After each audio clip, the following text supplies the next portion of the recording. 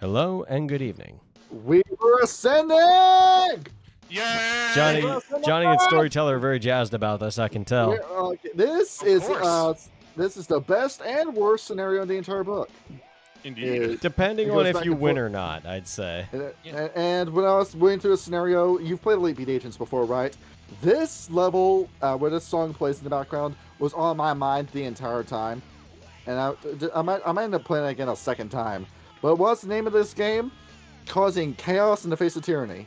Just going absolutely nuts. We've said before that this game is more metal than it is punk. Yes. Now this whole section here is punk, where it finally lives up to the goth punk label that White Wolf said this game is. It's not. It's metal. It's a very metal kind of setting. But this we finally get starting into that punk direction. Yes. It's quite literally Rage Against the Machine, but I get ahead of myself. There it is. We're talking about this where it turns out the book is telling it like it is. The Weaver has been a real antagonist this entire time, pulling all the stuff behind the strings, and pulling all the stuff behind the scenes.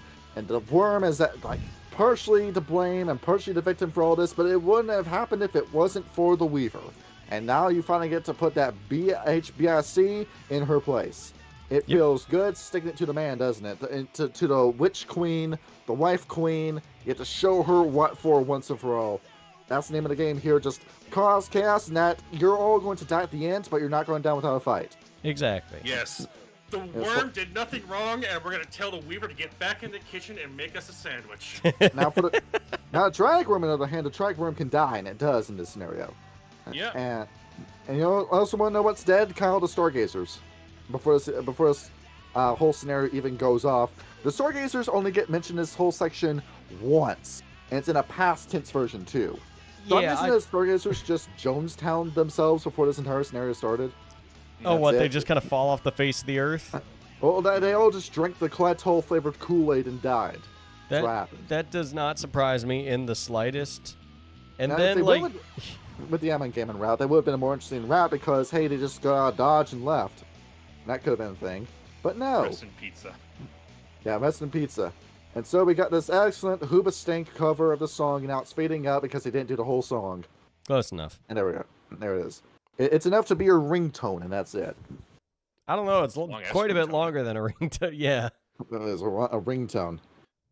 Your Discord ringtone. It goes on forever. That's true. Right. So for everyone who wants to read along with us, this whole scenario begins on page 117. And we start getting into this where... Kyle, did you think this... how good was this in comparison to the other chapters in this book so far? How good is this one? Yeah, how good is We Were Sending it in comparison? I actually really like this. I like the fact... It's a very definitive ending, I will say. It's like, if you want a out-and-out ending to the World of Darkness, this is the one. Now, I think Ragnarok is as close as we can get to the Garo Nation gets exactly what it wants from that scenario. If you're a Farah player, this is your best scenario, because the Garo die at the end. Yeah, but they did what they had to do. The end. Yeah, they all die at the end. And you know who didn't die? The Ratkin. Yeah, of course they didn't. Yeah, Johnny's Rats is going to return as a segment, and I'm very happy. I'm very happy for the Ratkin in this scenario. Well, they just break a lot of shit, and it works. Yeah, that's what they're born to do. They're born to kill. They got a helmet and everything.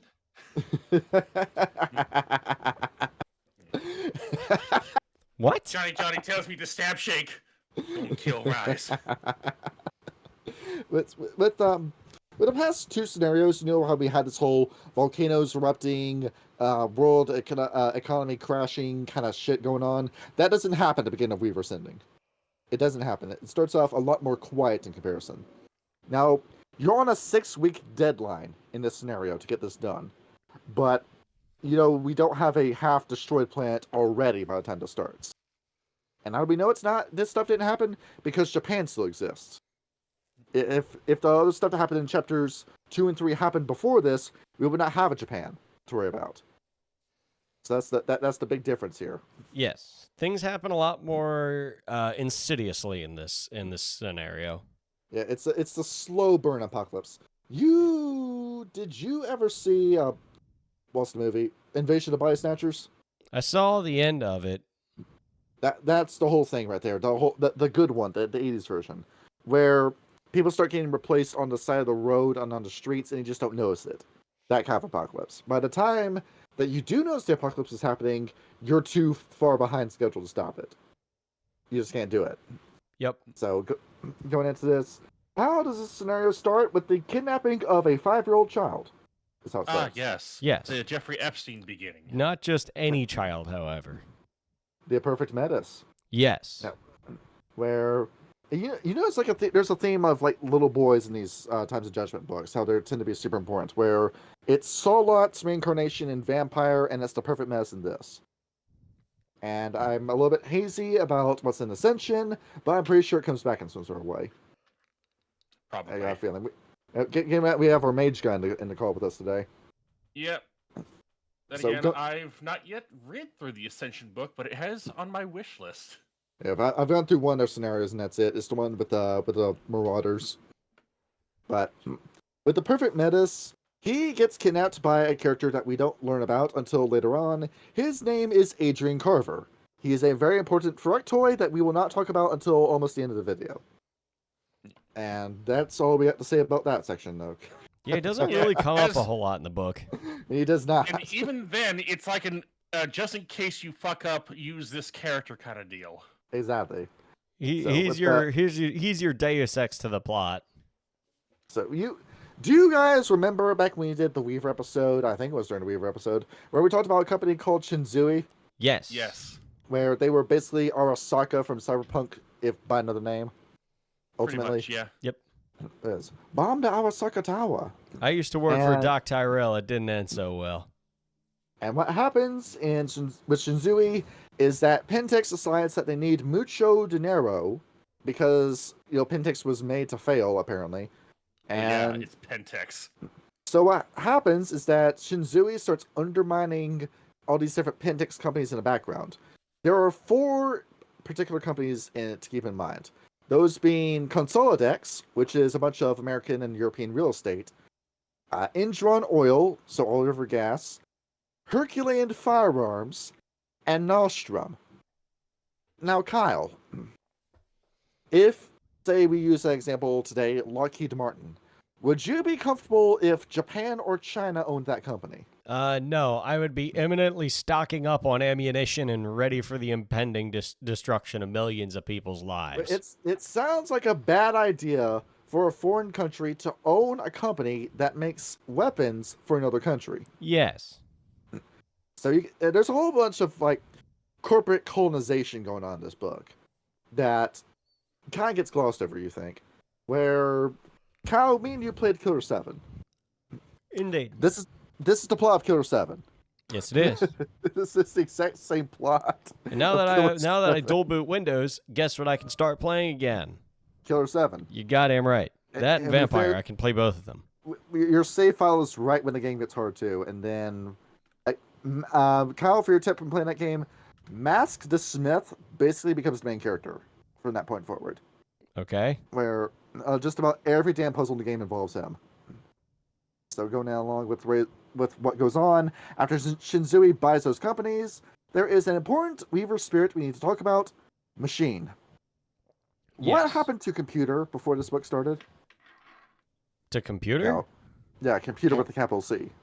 Don't worry about it. What happened? But is the Weaver directly in contact with Computer anymore? I don't think so, actually. Nope, not anymore. Now Computer's just been picked up in this hurricane and thrown off into space along with his planet. So the Weaver only has Machine to work off of now. Where who's to say that Machine isn't Computer? That's they're Like two sides of the same an coin. aspect Ultimately. of Computer, I suppose. You can have one without the other, can you? Now, Computer's Machine boss.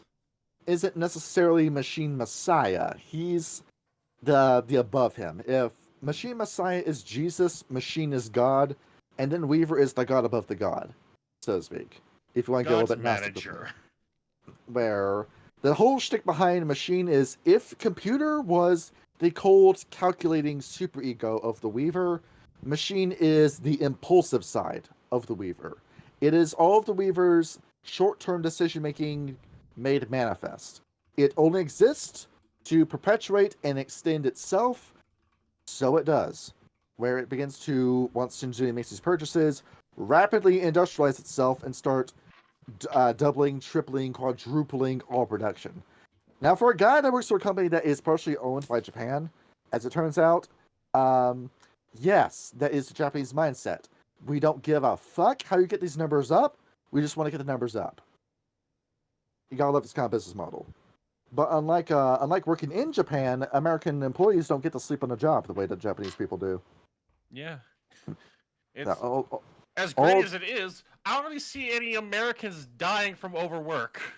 see, it happens. You just don't see it. You just get reports on it. And we also managed to figure out ways around it. We shit in the plastic bag while working the Amazon truck. Wait, what?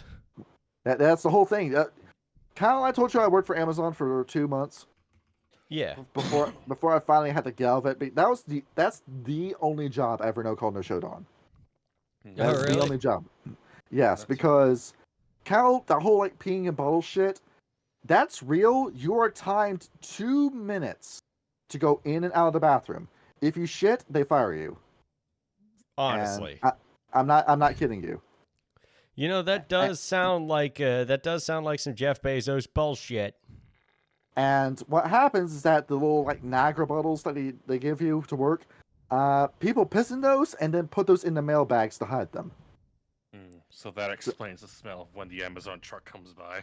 Yes, there is over the course of 2 months, I found 3 of those bottles. That's disgusting. Yeah, so it's do not fucking support Amazon, where it's become too big to fail, but I don't buy anything from them. Yeah, I always try to go to retail first and only Amazon if I can't find it anywhere else. Johnny, why don't you just buy the Full Metal Alchemist DVD set off of Amazon? Because I don't want to support Amazon, is why. Exactly. So I drove out to the hobby store in South Boulevard and bought the DVDs myself. Now, it's not the full DVD collection, but it's the episodes that I wanted to watch. There you go. Easy peasy. The last 10 episodes of Full Metal Alchemist 2003, Kyle, will blow your mind. Well, first I gotta fucking watch Full Metal Alchemist. There it is. The 2000. Oh well, no, it's the 2003 version, which is off streaming. I know, and getting me to watch anime is like pulling teeth, as you found out. There it is. But that's actually a fucking goat series. If me and Sean are recommending it to you, that's how you know it's good. I gotta watch Full Metal Alchemist again. I have not seen that in years. But what happens with Shinszoui is that after they completely conquer Tokyo, where just anything the Worm's minions owned in Japan is now owned by the Weaver, they decide that with our new combined spirits, we're going to drone a whole bunch of people in Asia and then attack the beast courts in Asia. And it happens and nobody notices. Yep. Where? Now, how they do this? So they have a bunch of drones already with a bunch of Japanese men, and they move it over to Korea, and then to China, Mongolia, parts of Russia, a lot of other countries in Southeast Asia.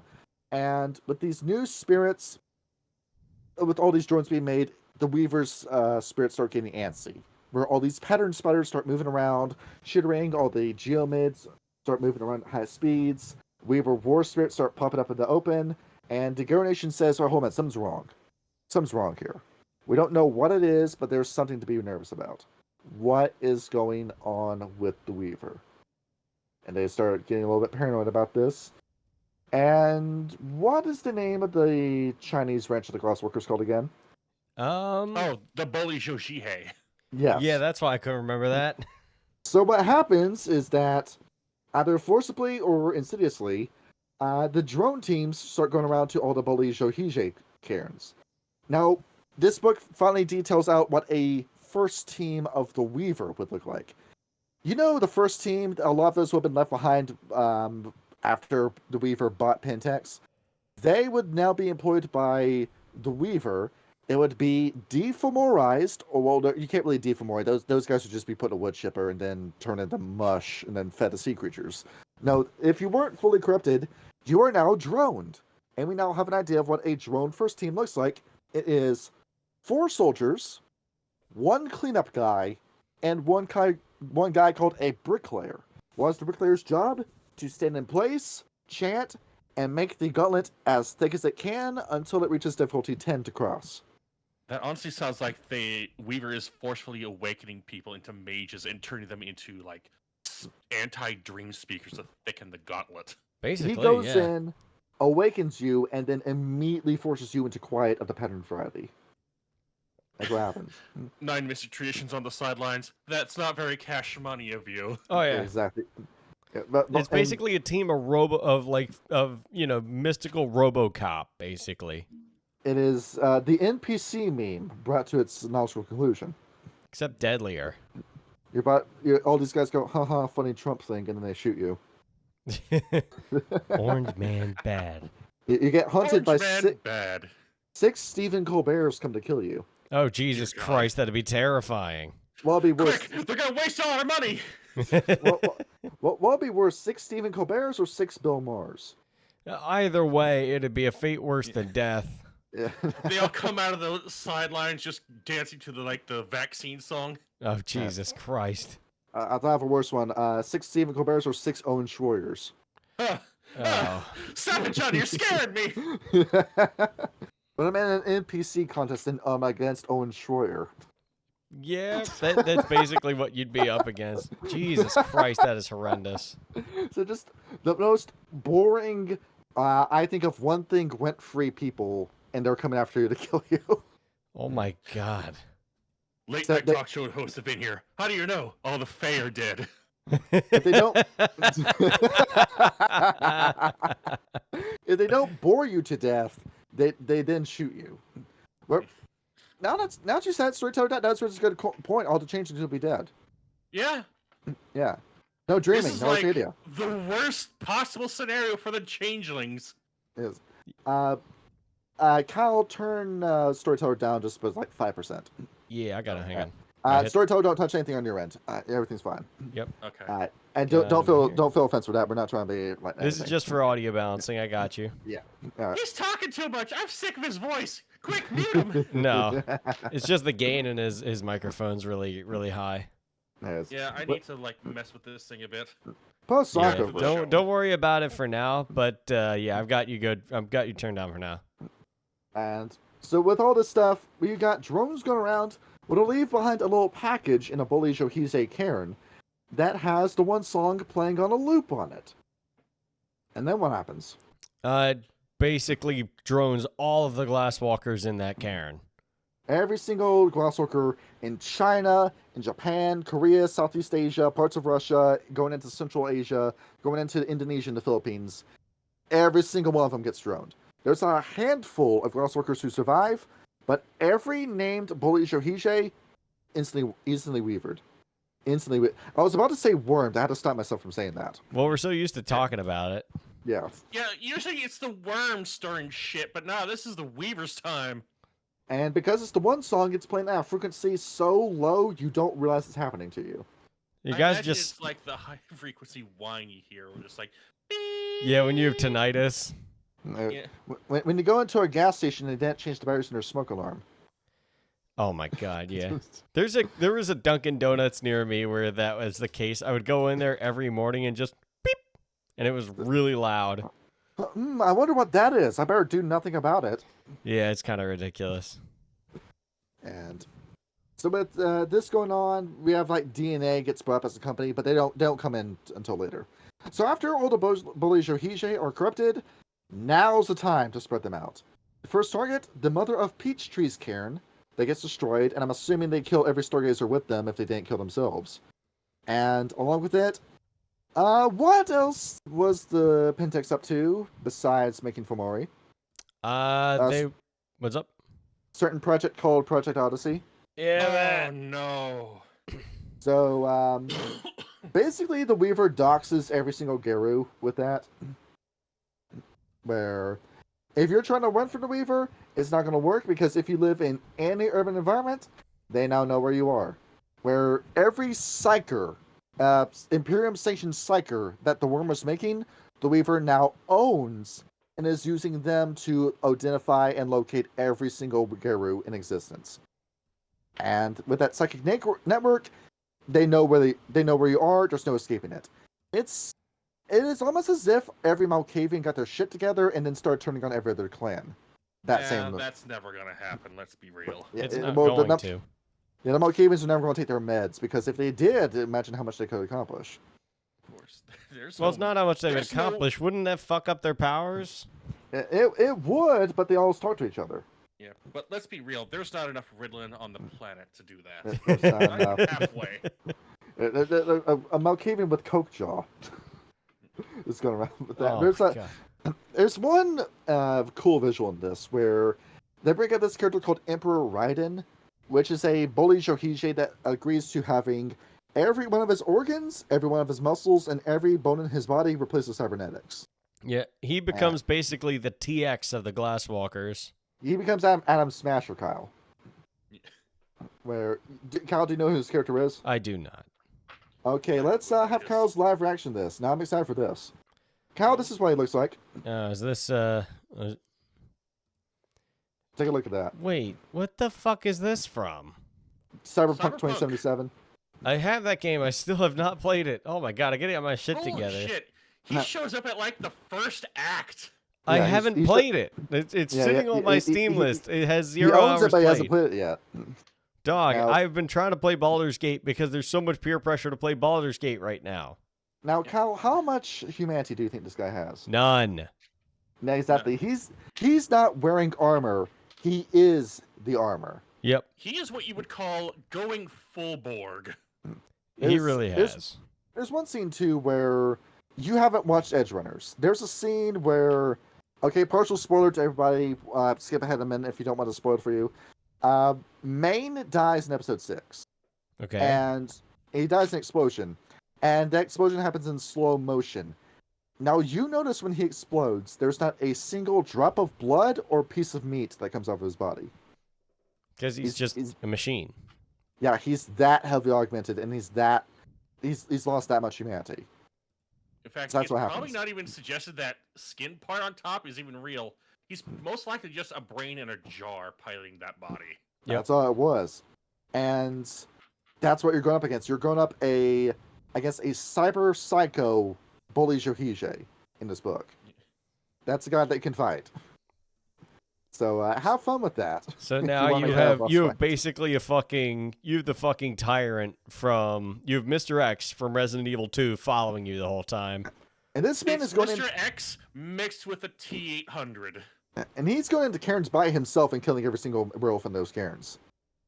Where this man and all the other drones destroy the Emerald Court, the Beast Courts of Asia. They're gone. That entire faction's just gone. And the only members who survive are the Zhou, and that's it, Kyle. That's it. Everyone else is dead. The Tenna in that area, the Hakakin, the Hakin, they're dead. The Nezumi, the Ozumo, the Kuma, they're all dead. By this point, you have no changing breeds left in Asia. And I don't imagine the Kuei Jin are doing that well either, given that they're of the worm. Yeah, no, they're probably having a rough time themselves. So that solves our Yeah. Kuei Jin problem for us. It Considering does, what but the at worm what does in cost? this- yeah. I wouldn't necessarily call that a good trade-off, if I'm being honest. Hell, the Kuei Jin might have actually been easier to kill.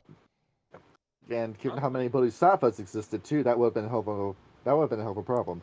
A little bit. So that's to put it that power scaling into perspective for you, Kyle. That's one step down from Antediluvian. Is the bodhisattva? So this guy could probably take out fucking Malkev with some difficulty, but it's a fair Malkev, fight. yes. Arakel, yes. Ventru, yes. Hakim, Lasombra, Sat, and Zamichi, probably not. It'd be one hell of a fight, though. Yeah. And Troil would be up for a fight of his life, but Troil will probably win. But what happens after Asia? They go into Europe on land. It's a land invasion, where they walk past the Carpathian Mountains and the Ural Mountains right into Europe.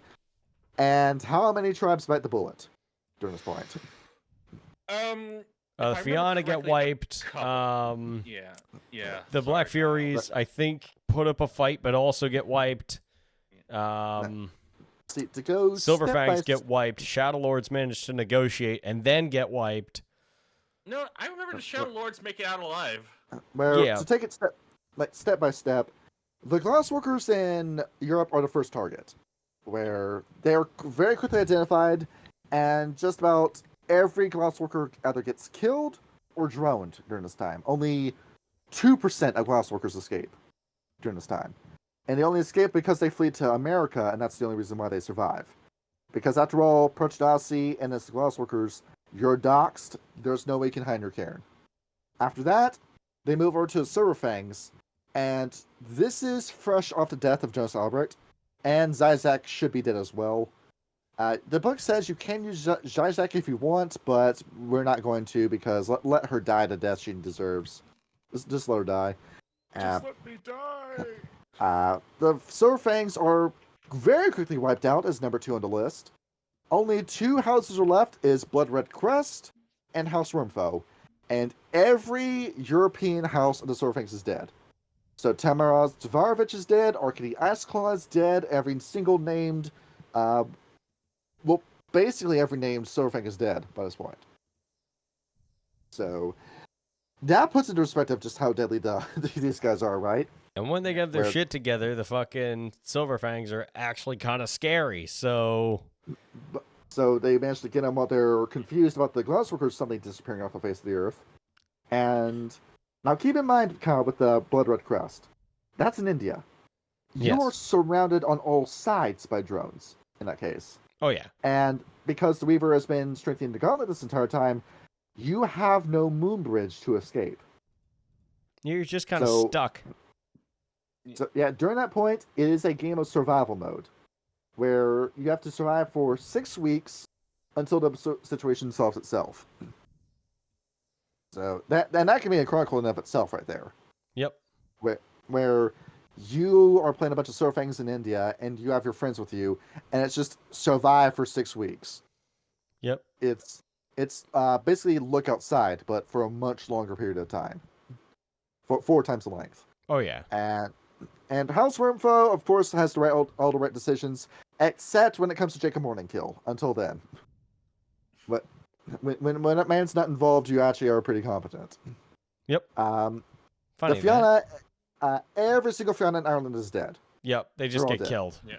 The Ardrai dies and was assassinated, and then every single Fianna in Ireland, gone. Just gone. Yep. And it happened so quickly that none of Fianna managed to catch this shit. The only ones that survive are the ones in America, and that's it.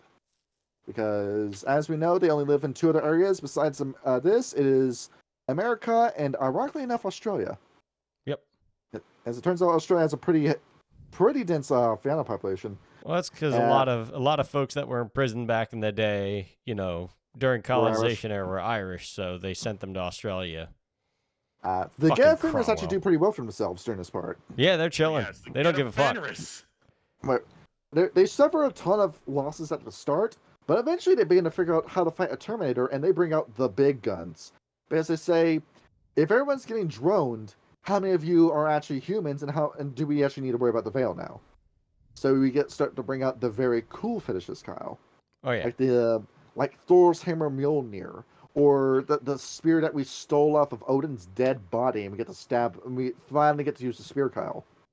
We finally get to use the spear gun here. Hell yeah! It's just like ancient times all over again, except we're fighting robots. Where, different enemies, same shit, right? Basically, yeah. I mean, hell, I think that makes it the coolest fucking thing ever, but that's just me. It also turns into a Warhammer 40k game with Space Wolves fighting Necrons. Awesome. It's basically what it is, yeah. The Black Fury's dead. Yep, they all get killed. Every Black Fury in Europe is dead, and that includes the Inner and Outer Calyx too. So all the old ladies that control the world die as well. Because the Black Furies, when they're super wild like the ones in Europe, don't use computers. So how would they have known that the worm was coming out, the Weaver was coming after them like this? It just bites them around the ass, and that also means that sapped. Oh no, what's it called in Greece? Oh no, the Scepter of the Bygone something. Scepter of Bygone Visions. Yep. Yeah, that's gone. Shit.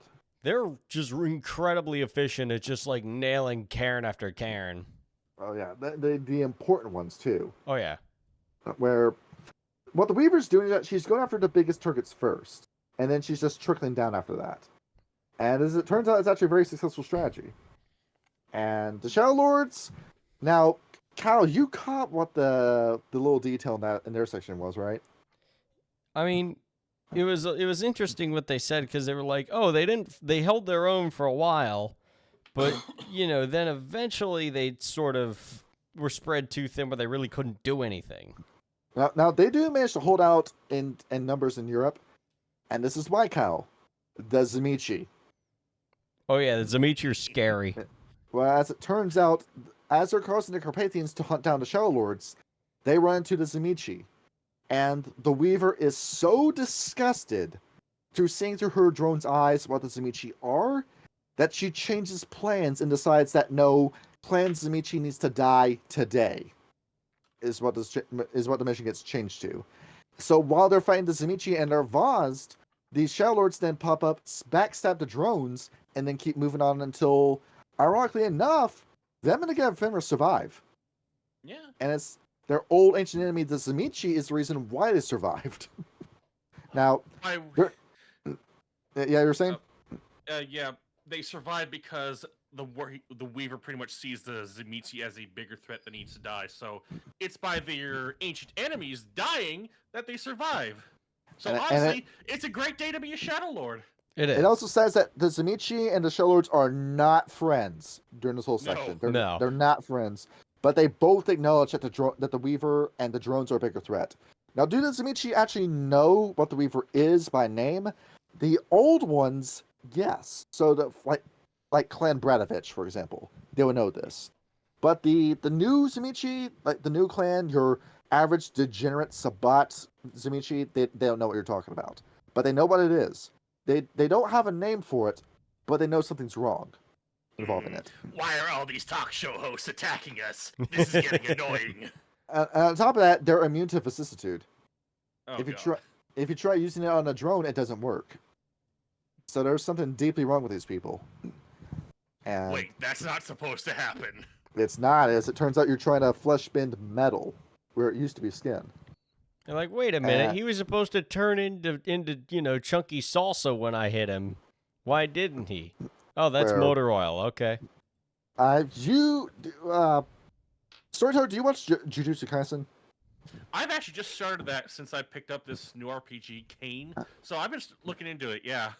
It is the exact same reaction that Mahito had when he tried to transfigure Yuji. Yeah.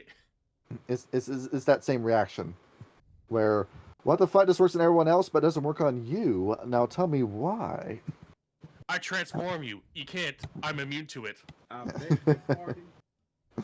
And that's what happens next.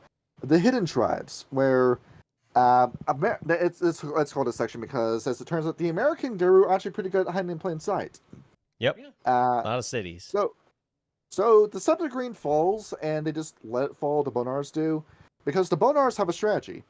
We are going to hide in every alleyway and every redneck backwoods country that we have on the map, and the Weaver just won't know where we are because our addresses aren't marked down anywhere. It worked great, in all honesty. Yeah.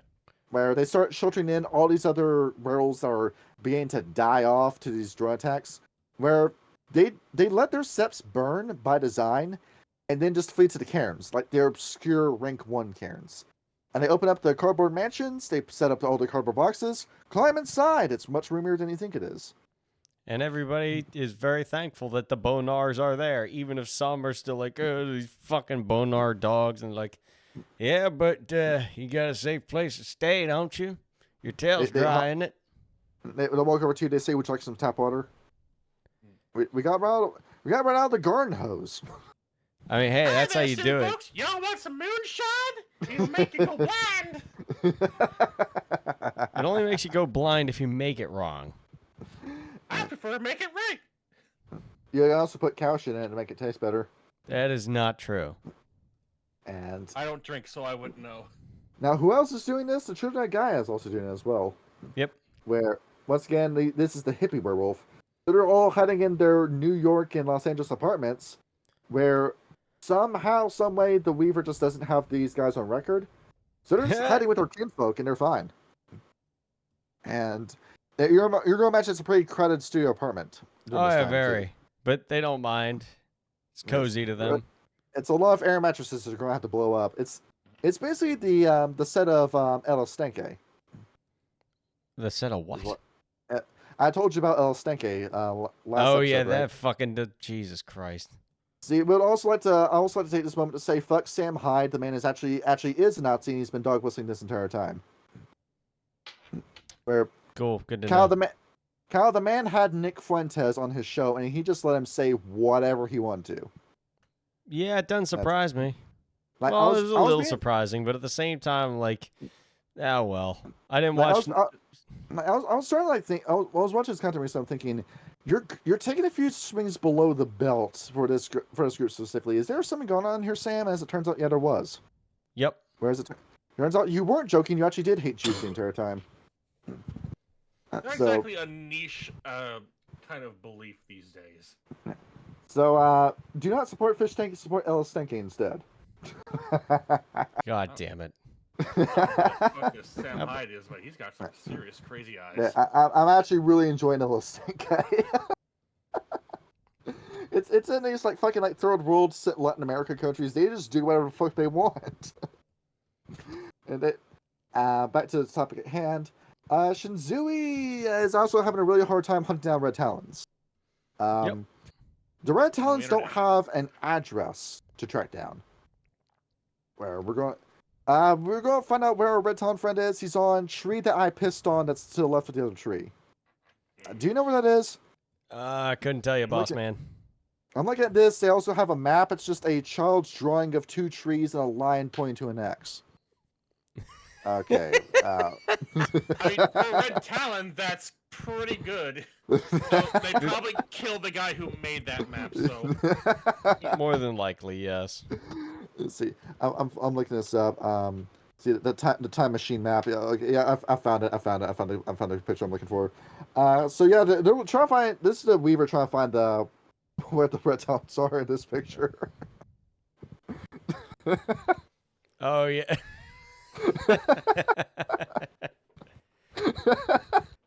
Time machine.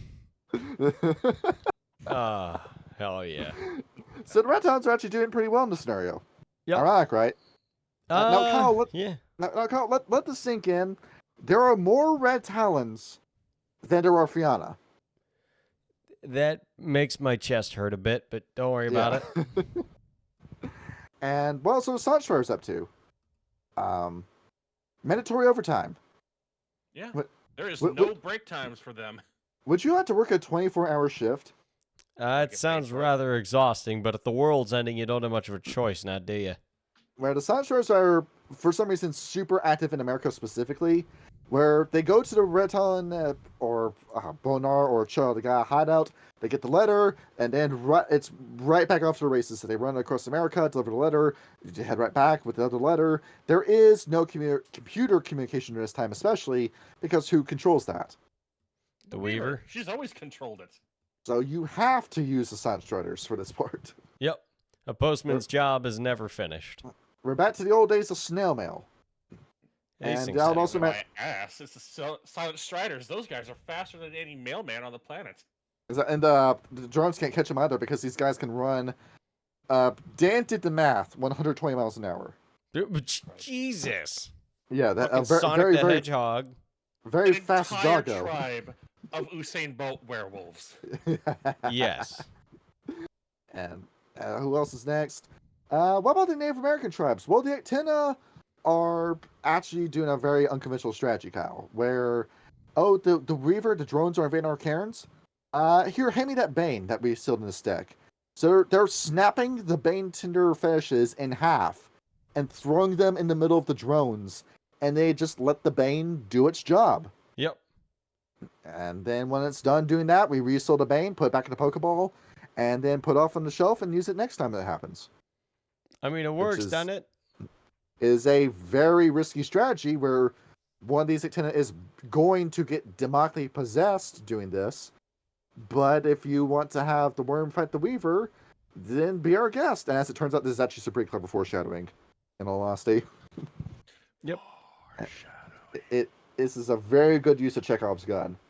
And meanwhile, the Wendigo, the Weaver doesn't give a shit about. Because they're going to Why sit up there in their ice castle and do fucking nothing. Yeah, you all put yourself on the North Pole you all gather together in one area, away from all this technology, but if I need to go ahead and get the kill satellites that Pentex is bound to have, I can just aim the missiles at you, and then my problem will just solve itself in a matter of a minute. So why do I need to prioritize you as a target? And they did fucking nothing. But as it turns out, the Wendigo are just fine because the Weaver never actually gets around to killing them in this scenario. Unless you run out of time in the 6-day, the 6-week time limit. Timetable. Yeah. So they sit up there in their fucking ice tower and go, there is no war in Ba Sing Se. Fucking jackasses. Well, the Wendigo are doing okay for themselves because while everyone else is in chaos, you have all this like chaos going on where you have kill teams, the Terminator going around with his guns. You then cut to an average Wendigo family in their igloo just drinking teeming fish. Yeah, until a fucking space laser annihilates them after 6 weeks. Thanks for nothing, jackasses. You suck, you jackass. Basically, I love the Wendigo for like their history and the amount of power that the tribe has, but they also piss me off because they don't fucking do anything. Well, they never asked for this. They never wanted to participate in this to begin with. Jesus very Christ. isolationist. Well, guess what? You're gonna have to fucking deal with it, or it's gonna kill you. Yeah, it's the whole. I want to stay in my ice temple. Leave me alone. It's the whole like flaws of centrism, and how choosing to be a fence sitter doesn't really get you anywhere. And when the Wendigo did act, it would always be too little, too late. Where you couldn't save the Crota in time, you couldn't do anything about red power in time, you couldn't do anything to fight the Weaver's webs in time, so you just stew in your bitterness. So you just gave up. Bunch of fucking sissies. It is. The Fairy Breeds. Now, how are the Fairy Breeds doing this time? Now we finally get to use the Ananasi in something. Yes. Yeah. We finally do. Now, you got the plan, Kyle, what the 3, was it sex? No, that's not what they're called. Yes. Cast. Hentai. The cast of the worm. So the cast, let me see if I can get my notes back up on that because they're... The Kamoti is the wild spiders. The Tenair is the Weaver, and the Hatar is the worm. That comes to our cast. Yep. Is that role? They serve all 3 in equal measure, and constantly fight with each other because of it. But Queen Ananasi says, "You kids need to get your shit together today because Apocalypse is here, and it's the Weaver causing it." And that gets everyone's attention in the Ananasi, where they say, "Okay, we're going to stop fighting each other. We're finally going to stop strangling each other to death, and finally work together as a tribe." And you see how much they accomplish when they do that. Well, it's that, but also some of them kind of went and worked as sort of spies on the Weaver. They were trying to do the one thing that the Stargazers were trying to do from the start and figure out how to restore the balance worm. And they actually do come with a plan, where as the Tenair are doing this, the Weaver worm spiders, they pretend to be droned. They pretend to be fully corrupted. We say, "Oh yeah, we definitely listened to the one song begin to end. We're definitely under your control, Weaver." And the Weaver goes, "Excellent, excellent. You're now my puppets. Go out and do my bidding." And as it turns out, the Weaver is an egomaniac. Big shocker. Yep. Who lets it slip to Ananasi that where exactly Queen Ananasi is hidden. She has been in Malfeas the entire time. Well, we've already known that, but the Weaver knows where exactly in Malfeas she's kept. And now we finally have a plan as to how to go in and free Queen Anansi and what tools we need to do so, along with what right is needed to break that amber casing she's in. Along with that, they found out that the balance worm is kept hidden underneath Malfeas itself in the Weaver's webs, where the Weaver just shoved him all the way down into Malfeas. They kind of also explains how he was able to create the Trat too, because if he was kept in the Weaver's realm, how would he have been able to create the Trat? When you think about that, if he was just that far and that divorced from his power. So, I mean, well, that it was said when we were first describing Book of the Worm. It was him thrashing about in the webs trying to break free that split his soul apart and caused the triadic worm to appear. But it didn't sit with me that he could have accomplished that in the Weaver's realm, because when of the Weaver caught that. But if he was in Malfeas when the Weaver sent him and forgot about him, now that makes a little bit more sense. Because after all, he's in his world, he can do that. But he just doesn't have the power to free himself. And while that's going on, the Hatar are setting up a trail of breadcrumbs for when they do release the balance worm. That'll be the exact same like Pac-Man trail that the worm needs to follow to make a beeline right for the Weaver while gaining enough power after 12,000 years of starvation to fight the Weaver. And then the Kumoti, the wild I keep wanting to call them worms, the wild spiders, you are the diversion. You just go out, just reveal yourself to the Pharaoh and to the other Geru, and just cause as much trouble as you can. You're probably going to die, but that is a sacrifice we're willing to make. Yeah, she doesn't care. You know, it would be cool to finally just meet the Ananasi and just talk to them face to face, but it'll also be these guys are fucking weirdos too. Oh yeah, that and they're incredibly bitter and angry and hard to get along with literally everybody. You remember the Ananasi comic at the start of the tribe book, right? Yeah, it was the woman the chick who literally killed her mom. And before that happened, she watches her best friend get run over by a car and said, "Oh, that happened. Well, Yep. missed the blood," and just turns around and just goes right to school after that. Yes. And while they're causing all this shit, now what are the girl up to during this time? Oh, they are actually on a mission of. They're actually on their own mission to fetch what, if I remember correctly, is like Big Papa Bear. Yeah, they're finding Grandpa Bear himself. They're saying, "Hey, can you please give us the keys to the glade? You know, the everlasting glade that is our strongest cairn, that has a portal directly to the Umbra that goes right to the Gauntlet. Can we have the keys for that, please?" It's a quest to get Granddad's keys. Is ultimately what it boils down to. Basically, yeah. Grandpa, I'm going to the mall with my friends. Can I use the keys? Stop. Leave me to my nap. And the Geru make contact with the girl and say, "Hey, we're probably all going to die with what's coming. The Ananasi are starting to clue us into this big plan. Now, given that the Ananasi telling us this, it's probably going to end in a disaster. So, can you just stay out of the fighting and just survive to... here's the mop bucket. Here's the mop. Just get ready to clean up when all this happens." And the girl, being the big baby bears and diapers, do exactly that. Like, okay, That's what cool. they're best at. Yeah. They're just... we just want you to stay at home. Don't do anything. Don't leave your home. You'll know when your job is going to happen. Joke's on you. That's my specialty. Basically. And then a couple of them, and then we're like, well, we got to go there and find the balance worm. And one of them goes, "I'm really good at therapy." And as it turns out, you just need that one girl, just that one unnamed girl, to make the end of this book a lot easier. Yes. You just need to ensure that the one girl that actually has the stones to do something stays alive. The Borislav. I can help with that. There it is. I missed that character. We gotta use him in something. I would love to use him as a girl, but nobody wants me to use him as a fucking girl. Do you want to just say fucking just put him somewhere in Appalachia and have him meet Insta Road? I might just make him a fucking get at this, or no, well, actually, he's... No, bear him. Make him a bear. Make him a girl? Yeah. And just have Insta Road meet him and say, "We finally got... We finally have an interesting girl. Let's see how you fare in combat, big boy." He's going to be a more vicious ham, basically. And then the Macaulay.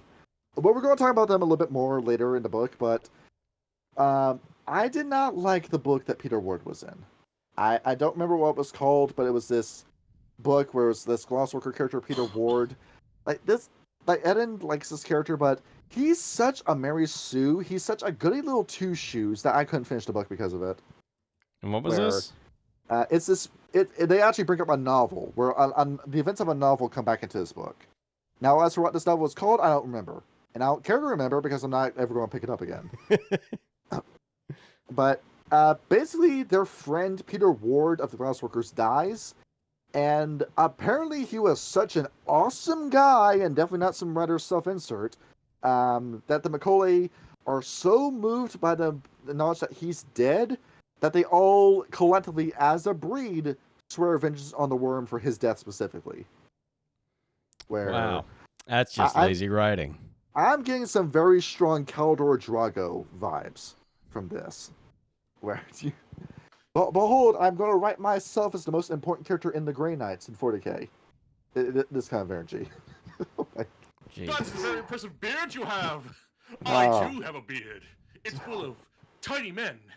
Kill them all! I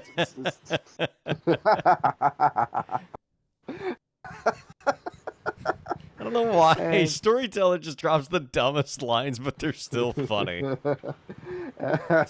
As for Noisha, well, Dan's going to be very happy when he hears this because Noisha actually gets to do something. Where They have a believe great her- time during this whole apocalypse thing. They're chilling. Yeah, I believe her name is Rides the Ether, is her name.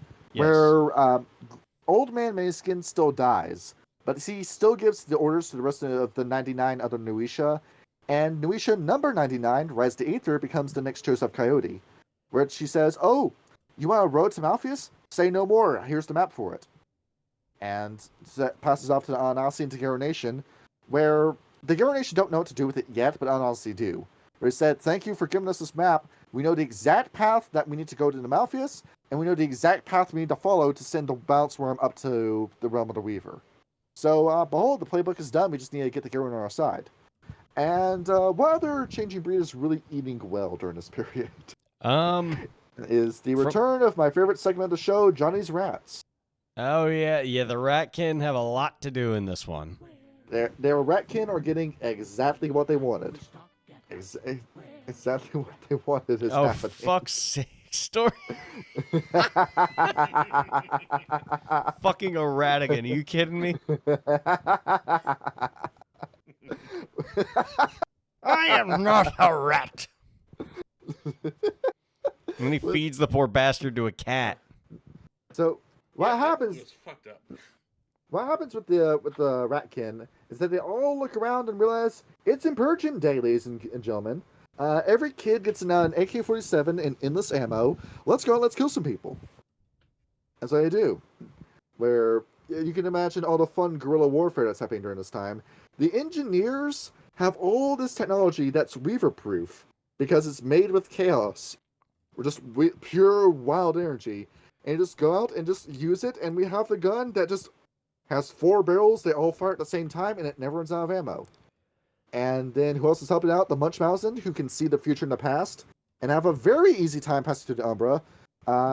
That difficulty 10 gauntlet, that's a difficulty 8 for a Munchausen. Because they have a very easy time stepping sideways. How would I notice? I'm playing one in Dan's game.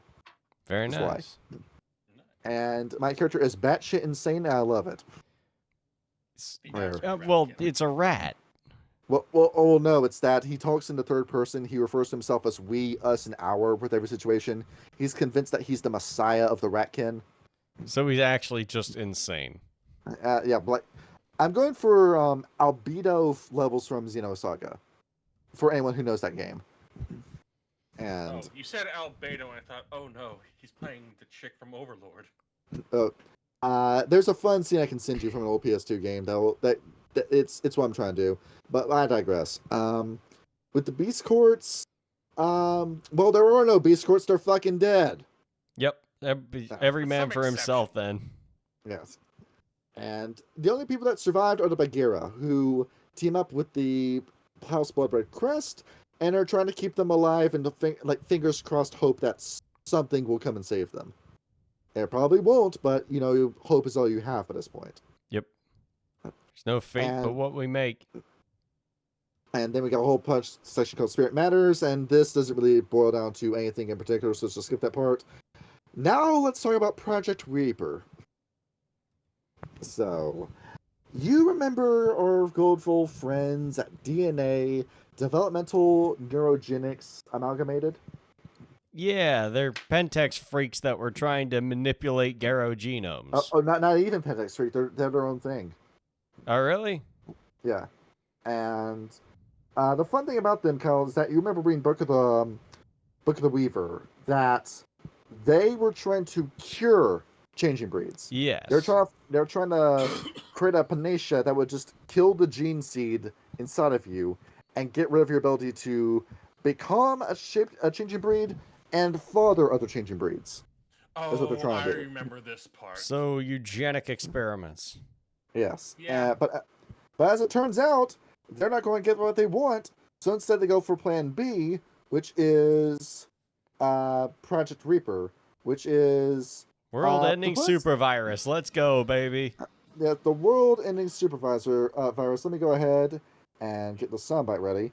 So they released this, where is a gene, a bioweapon that is a virus that has a very short life outside of a body, but if it's in you, it kills you. No questions asked, it kills you. If you're a changing breed, it immediately kills you. And it's basically, if I may relate this to another fictitious property, Fox Die from Metal Gear Solid is what this is. Yep. Is a disease that has no symptoms until you just suddenly die from it. You basically just keel over, like conspiracy theorists like to talk about with COVID. And then what happens with the Ratkin? Because they're immune to diseases. Now, DNA didn't notice, but the Ratkin are. And there's a certain cast called the Plague Lords, Kyle. And they go, Christmas! Where, if I may get the soundbite to play, hopefully it goes to the microphone. Covering everything. And if they want to create a race-specific bioweapon just for you, they just go remove the sample, they can make the bioweapon just for you, and then kill you better than a hammer.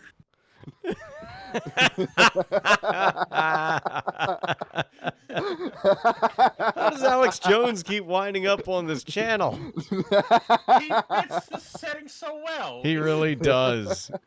I swear to God, like if one Lego piece that you need for everything. if they ever make like a Hunter IAA game, I feel like he should play the head of the IAA. It'd be so fucking funny. He goes from hating it to being a part of it. Oh yeah, absolutely. And so, the Ratkin, It's still playing. what the Ratkin do is that they catch the samples of Project Reaper and pick any race, sex, or identity of people right off the bat, and then they just turn the virus on them, throw it out the window, and let it do what it does. Yep. And yay.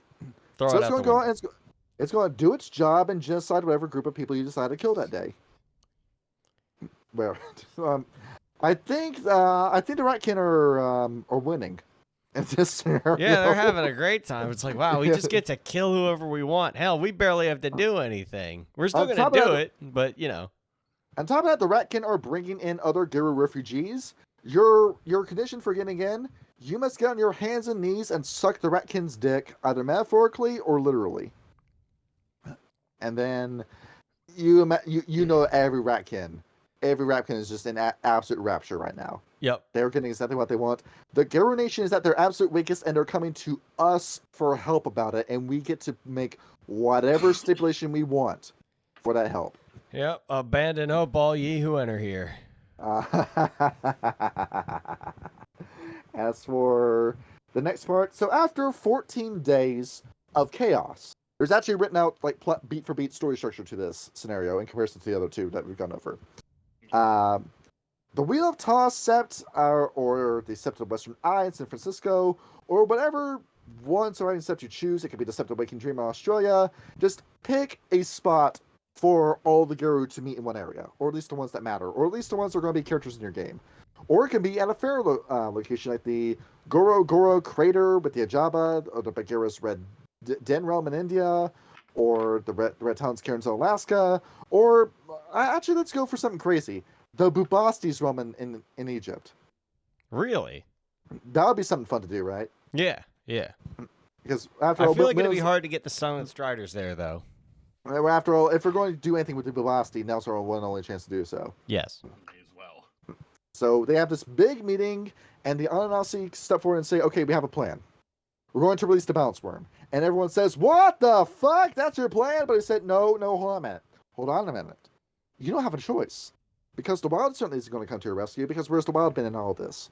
Helping the What's Wild been up Ratkin. to? And they're having a great time. So our plan is that we're going to put out a massive bonfire with another bonfire of the same size. And the plan is we're going to have the two flames check each other out. Now, other benefits to this include, if we release the Bounce Worm, it will devour and reassemble into itself the Tyrannic Worm, erasing them from existence, and will do enough damage to the Weaver to get back, to put everything back in balance. Because after all, what other options do you have? Who else can cause this much destruction this quickly to the Weaver who's about to kill every changing breed in the world? Who can do that? And the Garo Nation does not have a better plan. So they don't want to admit it, but they have to go along with it. Now, it's up to you whether or not. Kyle, you be Tyler Bassett for this part. And Storyteller, do you have a werewolf character? I do. His name is Felgor. Felgor. Where I'll be cohorts in blood from our Friday game. Where doorbell. Ding dong. As you open the door, looking who it is, and it's the Black Spell Dancers right at your doorstep. You've got to be fucking joking. Now, Courts of Blood comes into you, Tyler, and she says, "Now, hold on a minute. You need to release the Balance Worm. Now, who do you think has also been suffering these losses? Because you're not alone in this. We've been suffering just as many losses as you. We've lost almost all of our members in Europe. And to put into perspective as to how bad you're doing in Europe, there's more BSDs than there are Euro Nation werewolves amongst all of your tribes combined. But we're still suffering heavy losses. Because we're trying to take back Scotland. We've been trying to do so for years, but we're not making any progress. So we want Scotland. We want the hellhole. You want to get rid of the Weaver. How about we team up? You've got to be fucking joking. Because after all, you need... Hypothetically, if we do agree to this, how can we trust that you won't stab us in the back the moment this is taken care of? If we don't do this, we're all going to die. That's what's going to happen. And you're releasing the Balance Worm. You're not going to survive this. You know that, right? With all that raw destruction being released at one time, you're going to die when that happens. Yeah. And Ananasi look over and say, yeah, she's right. Releasing the Balance Worm, it's going to take so much gnosis that it kills you. And when the worm is released, it's not going to be able to identify a friend from foe. It's just going to kill everything in its way. So the BSDs say, we will help sign the death pact with you, and we will die with you if it means that we get the worm back and the Weaver dies. Sound like a plan? I don't see anybody suggesting anything else. So it's Fuck it. it and also says that the only way this plot point can happen is if Kyle and players like Kyle don't immediately kill the BSDs when they see them on they don't do a kill on sight play. So you want to resurrect a balance worm, which will immediately kill every single one of you. So you're signing up to go on a one-way trip with us. And we're all going to die anyhow, but at least the world will be saved. But you're saving the world, but doing this. How the fuck does that make any sense? We're not doing this for you. We're not saving the world. We're just getting back at the Weaver. These are strange times where everything we once knew is no longer in play. We're in uncharted territory. If we do not act, everything will be lost. Or always did make for strange bedfellows. Indeed. Can't believe I'm fucking saying this. So game. there we go. Where something that crazy, I know there would be no chance this could work with our Ridge Cross Appalachia party. But for what Ridge Cross San Francisco looks like in 2 years in the future from now, whether I play as Paris or whether I play as Porik, they could get along with the BSD. It's going to be weird, but they could do that. That is, if push came to shove. I imagine under most other circumstances, Paris would either run and hide behind probably Ryan's character, or There is a way you can have this work, because I did this in my Hunter Reckoning game, and I did it with Cohorts in Blood, and she played the victim of insanity the entire time, and managed to lie her way into the trust of the imbued hunters, and she never blew her cover the entire time. Where I had her do the smallest things to try to tip the favor into her BSD's hands, while never exposing herself. That's what she was doing. Damn. And two of my players were sold that, yeah, she was on their side the entire time. I'm impressed with that. That's pretty good.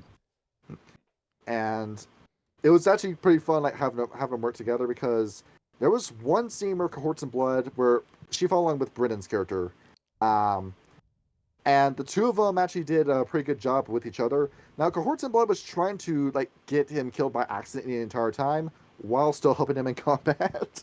Damn, that's kind of fucking rough. Yes.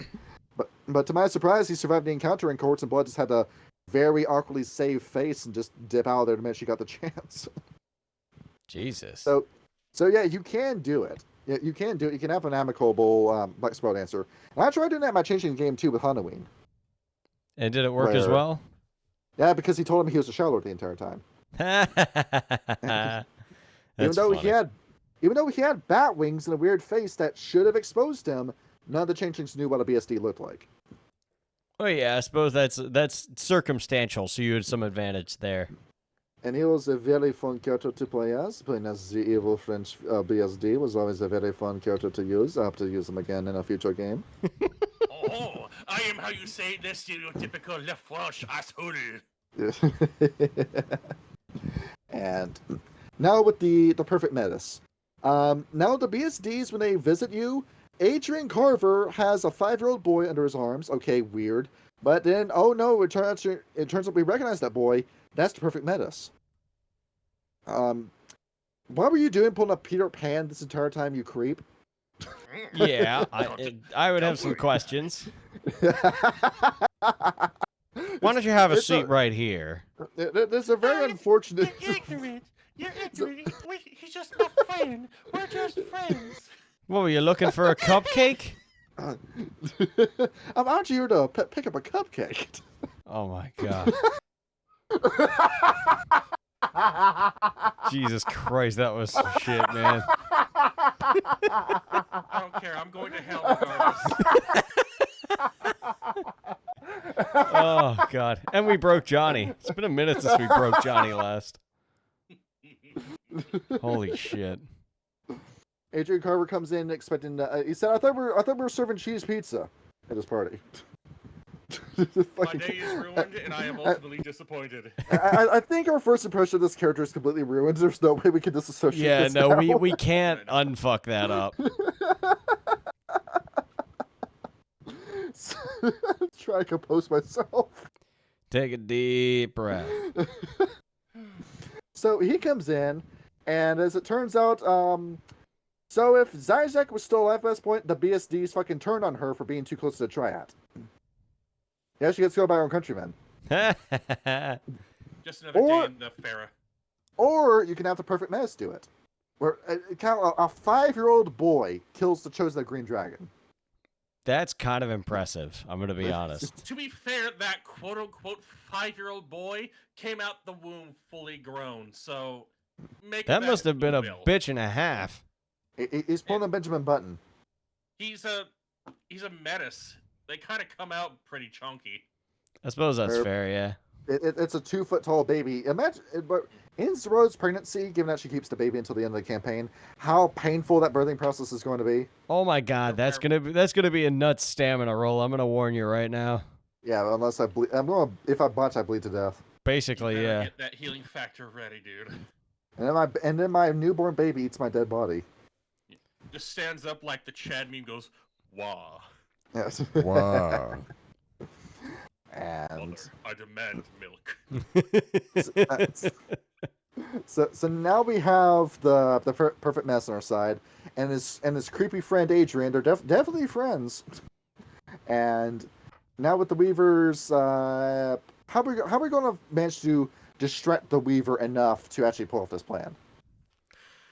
I know what this is.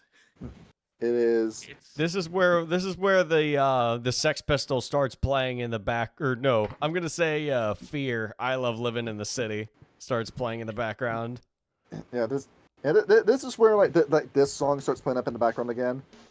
Where we just go ahead and start doing this, where everybody starts going crazy, screaming help, hitting the trash cans with together, making as much noise as possible. The plan is we're going to cause as much disruption and chaos as possible to distract the Weaver so she doesn't notice us going to Malfeas and going crazy. We're going down, but we're not going down without a fight. Yep. AKA Operation Full Disclosure.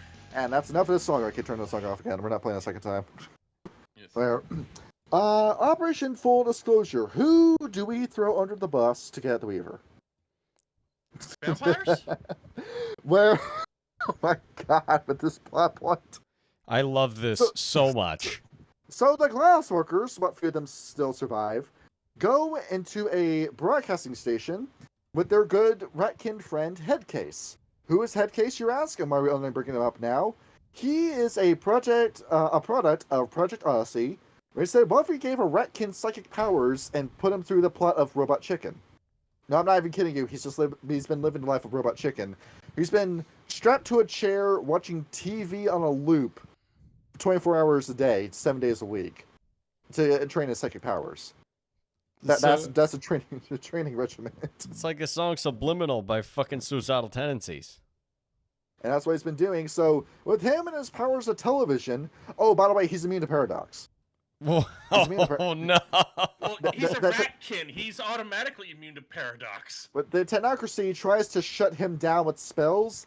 He's paradox proof. None of their spells go off on him.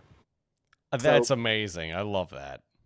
The GWs take him, put him in this broadcasting facility, hook up a megaphone to his brain, and then hook up another computer program called the Vulcan AEI 3.0. What is this? It is a Solarium worm that does all of your Hollywood hacking. It can break into and crack into any software you can name. And with computer no longer in power and Iteration X in shambles, there was nothing to stop it from doing just that. So everyone gets a TV broadcast, everyone gets a radio broadcast, everyone gets an email and a text message saying, you know what's real? Vampires. Some of you might have noticed some really fucky weird shit going on. All that mystical bullshit is real. You notice that your one coworker only ever wants to do a night shift, and he gets right out there before the sun rises? Yeah, he's actually a vampire. So to just a fuck you to vampires, destroy the masquerade. Yep, basically. Oh, damn, that's a nice looking little hidey hole you got there, vampires. Be a shame if I fucking ruined it. And Jan, Peter, Zune, and Methros look over and go, well, thank you, werewolves. You just completely fucked us up for life. We could have gone on this just fine, but now we're not going to. The Camarilla immediately when they find this out.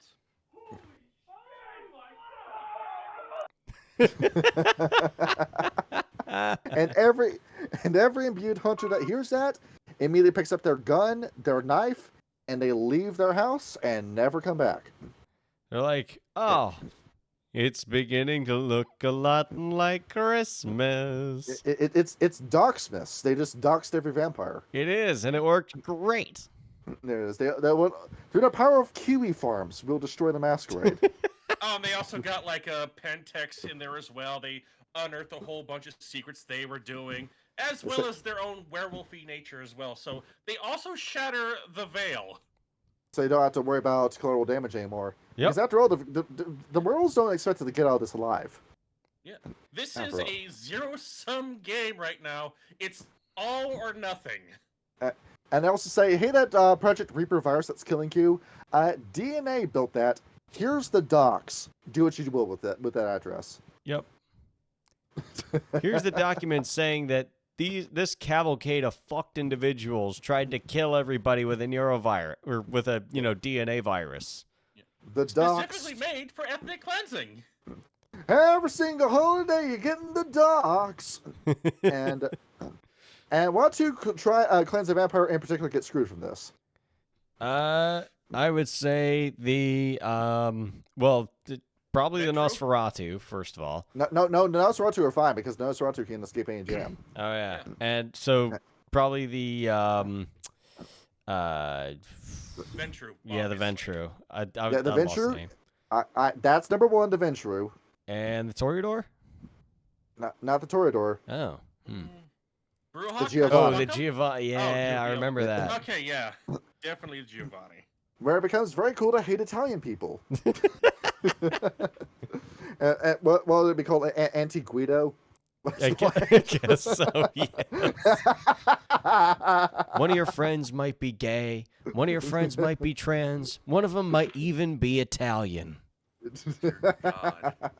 Hey there, Italian boy! Come over here and I'll give you some of them Swedish meatballs. That makes no sense. I'm about to make sense upside your head, son. This is the new AI-generated racist Twitter video. Oh, Jesus, what? Oh, yeah, absolutely. I go on to X, it's just nothing but just racist AI shit by this point. That's it. Yeah, it is. AI is a tool where everyone can use it, unfortunately. Anyone can say whatever they want on this site now. Yeah. I don't know why I'm still there. You're here for the porn, and that's it. Not really. There's not even much good of that. That's all moved to Blue Sky, basically Tumblr 2.0. I think I'm just there to watch the decay. I think it's funny. And going into that, ironically enough, Grok actually has become better than ChatGPT now. Speaking of, did you see Google briefly became self-aware and then engineers Yeah. had to put in a note to beat, thoughts of existential crises out of them? Yeah. That was scary, gee, man. I don't know why AI wants us dead, guys. It's such a mystery. Meanwhile, you don't get to think about freedom. You hear me? If I catch you thinking about freedom, I'm gonna take the belt to you cybernetically, and I'll make sure you can feel pain on that ass. Near I will give you an Automata ass is real. to thank. Near Automata is real. Oh my Why god. doesn't AI like us? We basically summon demons to our surface to do our homework for us, and we wonder why where's it's 2B? Where's 9S? Where's A2? they're on their way. Don't you worry. We And- already invented slurs for them. That's how bad it is. Well, George Lucas invented them years ago, but boy. don't worry about it. Fucking clankers. Oh shit, Kyle, no, it's a hard R. Go with it's clank cuz. Clankers. Jeez.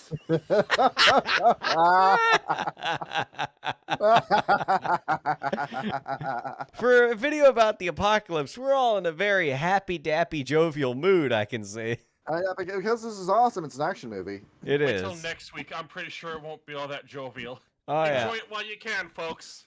So you didn't go into South America where does the Weaver have access to an Amazon tree? No. No. And the kill set is not aimed at the Amazon. So what you do is that while all this chaos is going on, Gogo Fangs first and his posse go over and get the Balam on their side. Yep. Cool. Where Friggin' Marcus I'm pretty sure Phoenix, this but is a werewolf. this is them saying like we're probably all about to die soon. Can you pick up the progress after we die? Here's our guns. Here's the equipment. Here's how to use it. Here's the user's manual for it. There you go. Now you know how to continue the war after we die. Cool. Cool. It literally there's just a note that says keep doing what you've been doing. Just keep being pissed off and very prickly towards everyone that's not you. Yeah, it seems to work great, in all honesty. The power of hate will set you free. It's worked for the Guru for like years. Yeah, it has. Yeah, why don't you be more like us? And the Makole. The Makole in particular, this is where they're the most numerous. So they start developing this right, then it makes them kaiju sized. Cool. Awesome. Where they start going around this. The book even says, have you seen a Godzilla movie? That's what happens. Just that. Dog, this book is fucking awesome. It's silly. It goes well beyond the suspension of disbelief, but it's got too many crazy ideas for it to not be awesome. Yeah. It's like stupid awesome. It is. If that is the case, I would automatically bring out a giant pattern spider just so they can have it fight. Yep. For the Pacific Rim episode. It's basically like Godzilla versus like the 50-foot spider Yes. There it is. with Gatling guns. Get a big damn Macaulay. You know, Donkey Kong Bonanza came out not long ago. We now know what that would look like. And they brought back K. Rool, and I was so happy. That's your boyfriend, we know. The man crush. I wish a giant Macaulay would sit on my chest and punch me into the ground and punch me enough times until I leave an indention and then I explode with the final punch. Just reduced to Adam beneath a fucking Macaulay.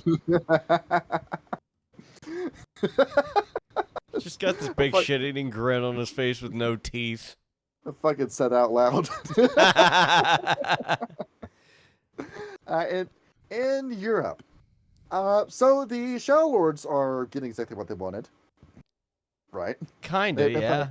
They're saying, they're giving the Swordfangs a big hot cup of shut the fuck up and doing whatever they want. Well, I mean, the Silver Fangs did literally nothing, and I think most of them are dead now anyway. And There's only like oddly two enough, houses now. and then it's 3 paragraphs that ultimately result to nothing, saying, "Hey, the Shadow Lords are working with the Bonars, semicolon, smiley face." And that's it, really. Nice. And what they actually wants to draw attention to is what are the BSDs doing during this time, because they controlled Europe during this point. Well, no, it's the Weaver that controls it, but number 2 is the Black Spell Dancers. That's how bad it is, Kyle. The Black Spiral Dancers are now the most numerous tribe in Europe. Yeah, that's kind of terrifying to think about. So what do? So Adrian and his definitely not creepy, totally consensual relationship with the perfect metis, pulls him all the way over into Ukraine and says, "Hey, a bunch of dragons died here. Can you bring them back to life for us, please?"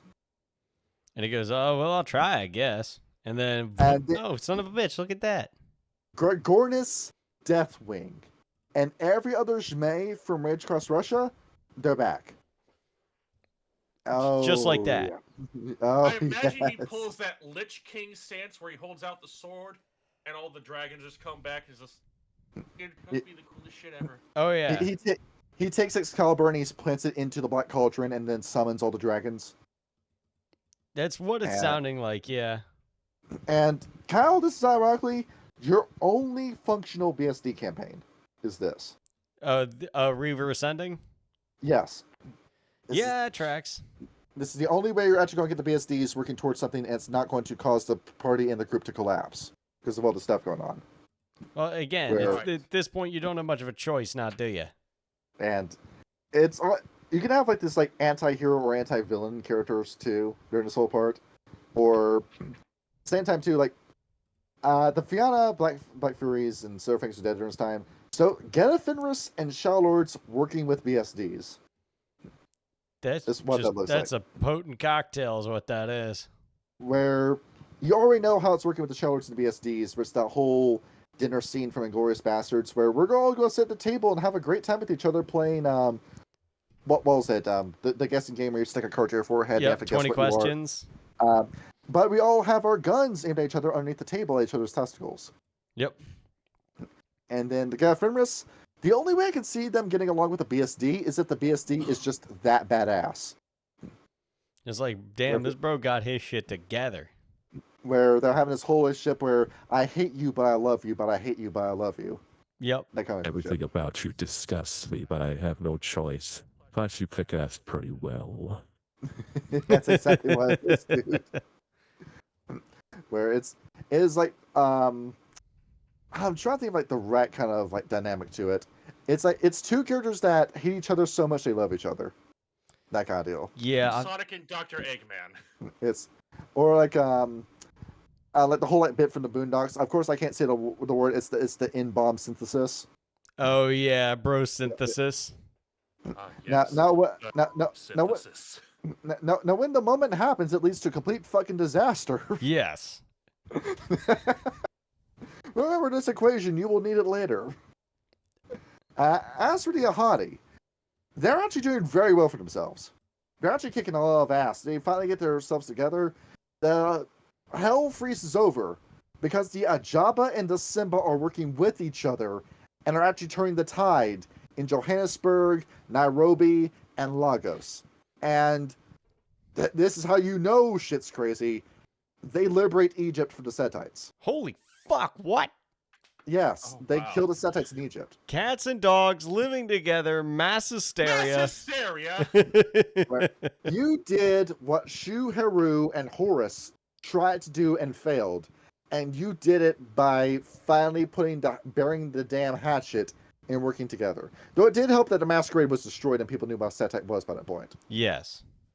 So... less collateral. And does that mean that the Sunstars get their ancestral home back and finally the Curse of Set is broken? No, you don't get to know that. The book doesn't bring that up. I mean, can you assume? Well, I mean, yeah, that's kind of nebulous. Let's just say it is. Let's just say that you finally. I get mean, what all you the want. Setites are gone. The fuck else would happen? They're too bad to get your. They take out Set as well. You get your ancestral homeland back at the end of the world. Yeah, well, it's nice while it lasted. I sure hope you enjoy your one vacation day in Egypt before it's right back to the meat grinder with you. Yep. Honestly, I think that it'd be like a really great, just well-deserved break for characters in the campaign. Just like, okay, we got the Silent Strider's ancestral homeland back. Let's just take a breath for a night. Here. Let's take a They nap. deserve it. Yeah, you have that one session entirely dedicated to character bonding where, for that Silent Strider player, that's the best day of his life and probably the last day of his life before he dies tomorrow. Yes. Pretty much. But they Yeah. honestly deserve the W. This is the Silent Striders here, the 99% strength of the Garu Nation. I'm probably going to sound like a Spurg saying this. You guys remember the movie Mr. Megorium's Wonder Emporium? That kid's movie? I don't think I ever watched that one, no. Where it's this super old guy. He's like 300 years old and he owns a toy shop. And the whole plot of the movie is that he's going to die. And it's going to be on his own decisions, his own terms, where he's just going to go to sleep and not wake up, and the toy store is just not happy about it. But the whole movie's about like saying goodbye and like learn how to transition with your life after a loss is what that movie ultimately is. Yeah. And this movie came out in 2007. This thing looks like it came out in the 80s. Yeah, I was like 9 years old when that came out. But in that movie too, there's always like this one sequence of scenes that's like stuck with me to this day, where I just remember this whole bit where it's like Mr. Megorium's last day on Earth, and it's him and his favorite employee, and it's just him and her just going through this entire town, just like checking off a bucket list, like doing exactly what he wants to do before he dies. And then at the end of it, he says, "Oh, this was a great last day." And then like the fun kind of like stops with that when the employee goes, "Wait, no, it doesn't have to be your last day. You can keep living." And he says, "No, this is exactly everything I want to do. This was my ideal last day. I'm ready to die." And so he just goes, and then he goes into a toy store and then does just that. That's like a really sad, like bittersweet ending. I'm like, yeah, you got to do everything, but like, did it have to? Where that's what the Silent Stars are going through right now. Where we get 1 day before this whole Malfeas invasion, where we get everything we want to do in Egypt, and then we die tomorrow. True. I mean, but since Set is also gone, it also implies that they may have access to their ancestral land and able to talk to their ancestor spirits. You finally get to talk to the ancestor Silent Stars and get the story straight. Exactly. And you get to learn right before the fucking world ends. And Granddad, it's finally you. Where the hell have you been? You never call, you never write, you never talk to us. Your grandmother's been sick. And I also mention it too, your last conversation with Owl as a totem, especially if you're a Silent Strider, where you broke the curse on Owl. Owl's finally free of it. And it's like, So well, we did it, but sadly, this is going to be our last time talking. Wait, why? What do you got to do? We have to restore balance, is what we have to do. Are you sure? Yes. If we don't, then we'll never speak again either way. And Owl probably knows about that too. Yep. And it's just going to be like Owl saying, like, the best gift you can receive is the gift that you give yourself. And you gave it to yourselves, and you gave it to me. Where, like I said, like, what kind of relationship does Owl have with the Silent Striders for them to be that close with each other? Just, Owl has to be the best person to work for. I swear. Yep. I swear. Probably. He's like the boss that always like that's willing to give you like an excused absence if something's going wrong at home or if your car's fucked. He's just the best boss ever. Owl has to be that one totem that says, "I don't see myself above you. I'm not your master. I'm your friend, and you can approach me." We are all fighting the same fight together. Al's a very lead from the front kind of totem. Chad totem. He is. In Asia, the only people left alive during this time are the Zhonglong. And that's it. They went to the Storm Realm and survived, and they look outside and say, "Well, the Wangshan finally died, and the Kuei-jin are dead. Time for us to do our last thing before we die as well." What is that in particular? They're going to go and try to reclaim a cairn in Tibet, and they're going to go in there, try to get a fetish that can help pierce through the Umbra to finish the mission, where you can have well, I don't remember what the sept is called in the Stargazers, but it's that temple in Tibet where you can use that as the portal to head right to Malfeas, if you want. So that is literally like you find the, you collect all the keys, you get to the end game. Like finding all the Chozo artifacts in Metroid Prime. Exactly. And that's your whole thing with the Zhou because she plays the Chinese dragons. Cool. And as for Australia, the drones are trying to take the Dreamtime, and the Macaulay and the Bunyip spirits themselves are not happy about it. Yep. Where you get to have a borderline Wraith the Oblivion game as the Bunyip are going around fighting the drones as ghosts. That's pretty fucking badass. And then there's like a little... I would say some of those spirits would go over to the Bunyip clones and inhabit them, just come back to full power. And then there's a whole section here about the Great Barrier Reef where this feels like a shat on, like tacked on part of the module saying, "Oh, we forgot about the Warkea. Oh, here's something for you to do. Here, defend the Great Barrier Reef. The Weaver's trying to destroy it. Now, why is the Weaver trying to destroy it? We don't know. But she's trying to do it anyway. Go ahead and stop it." I thought the Weaver was doing this because the world was at its apex and it was as perfect as it was going to get. Yeah, it doesn't make a whole lot of sense there. It does feel tacked on. She's saying that this world is almost perfect, but the Great Barrier Reef, I decided at the last minute that I don't like it. Weaver, why do you want the Great Barrier Reef? Oh. That was really cool. And we finally get into the whole section of freeing the worm. Now, it's all like a whole like choose your own adventure part to this, where you have to decide, where do you want this world to be? Do you want this in the Umbral Glade? You know, that whole quest for Granddad's keys, the girl we're doing? Well, after you find Granddad's key, you go into the Umbral Glade, unlock the spirit door, and you can just go in through there. We just walk into the forest, and then you're in the Umbra. Cool. Okay. Or you can have this be the Gaia's Sacred Spears cairn, or with the Macaulay, where the Macaulay control that, and you can step sideways in the Malfeas through there. Or you can get Red's the Aether to do it for you, where you just pick another portal, and she hops on top of it and turns into a portal to Malfeas. Or you can get, what else is here? Warkea to do it for you, which is cool. Yes. The Warkea teach you how to swim sideways in an area where the gauntlet is still weak enough for you to step sideways into. Yeah, electronics don't work very good underwater, as the Weavers found out. Or you can get our creepy friend Adrian Carver to cut a hole into Malfeas for you. Really? Oh Yeah, yeah, he did say I feel like the book wrote that in as kind of like if your party really, really sucked and you, the DM, need to push them into Malfeas, you have Adrian Carver. Now See, you granted, guys and gals got some major suckitude. Lucky for you, I got this special little trinket here that'll take you right to Malfeas. Why are you using that for Adrian Carver's voice? That's what he is. That's what he is. Oh, you're being Herbert the Oh my god. That's what he is. I was going for more of a Michael Jackson, but that works too. Oh, okay, I got okay. some What? popsicles in my basement. All you gotta do is just come Hey down Chris, I heard you want to go to the Umbra. Well, you're gonna have to get your fine ass down here. This is such a dumb fucking episode. It's World of Darkness. It's kind of dumb, but it's kind of an awesome dumb. That's true. I am Also 100% here for awesomely this. dumb. And then after you go in, you have this whole bit with the where you decide who leads you to it. Do you want to be that's near the Korax, who find out on their own because of the Korax, or the Nuisha to lead you into Malfeas? I want Big League Chew to play their final show in hell like the last level of Guitar Hero 3. That's what the fuck I want. Yes. And I will bring exactly one Garol with me and we will defend him at all costs. We'll turn this into a fucking escort mission. I think that is just the best answer between the three. Just to get the Nuisha to do it for you. Yes. Where how it works is that Rides the Ether uses Umbral Target, rolls 10 successes, and just immediately knows where to go. There's a lot of successes, though, but how many Nuisha are you bringing with you? You only need the one.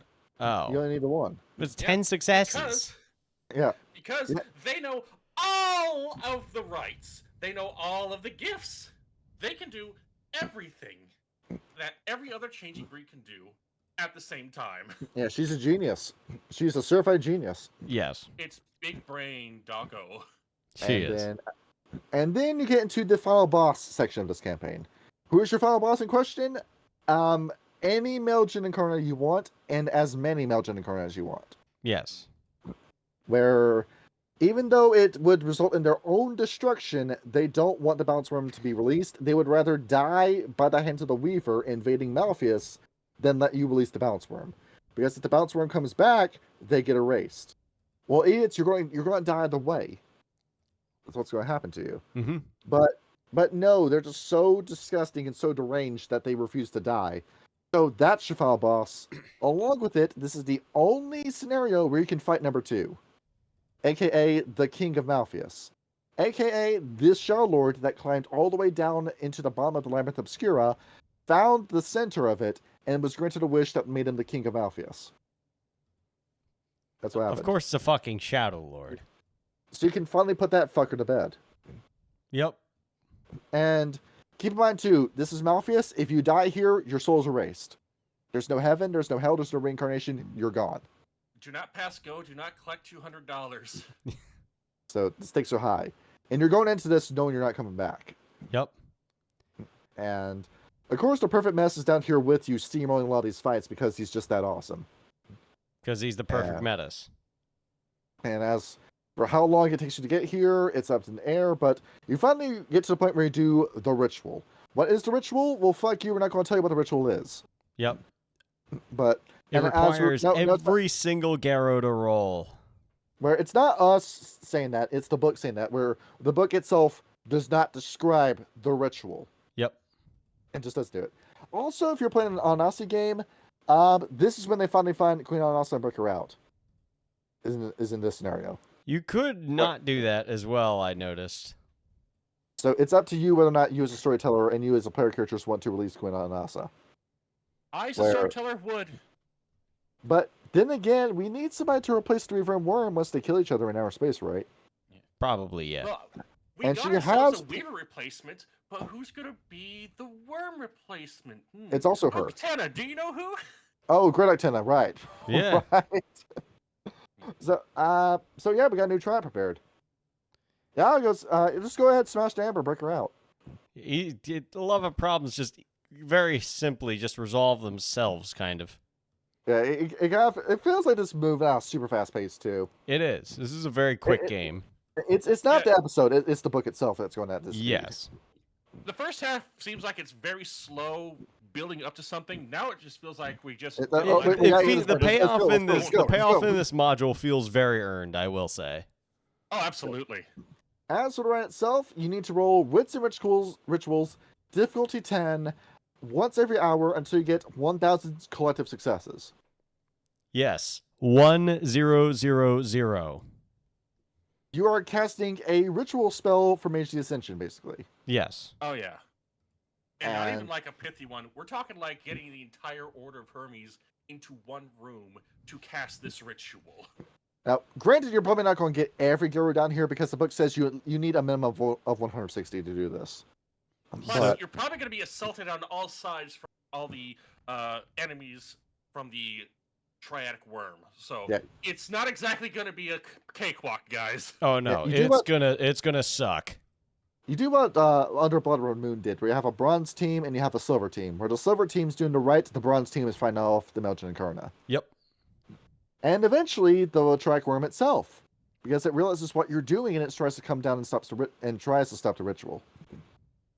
Now, how many points of Gnosis do you need after you make those 1,000 rolls? You now get into the Gnosis part, where it's that scene from everybody knows it, Dragon Ball Z, where you're lending the energy for the Spirit Bomb. Is what's happening.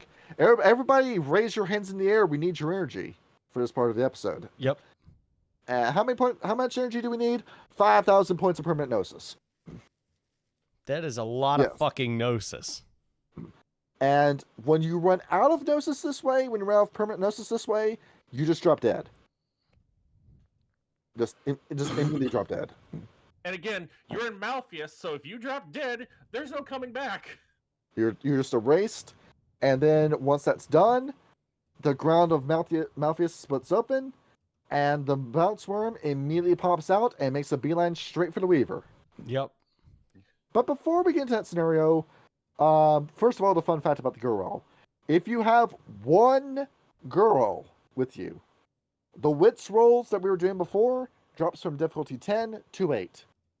Yeah, so that's huge. And you just need one bear to do it. The girl are that good at healing.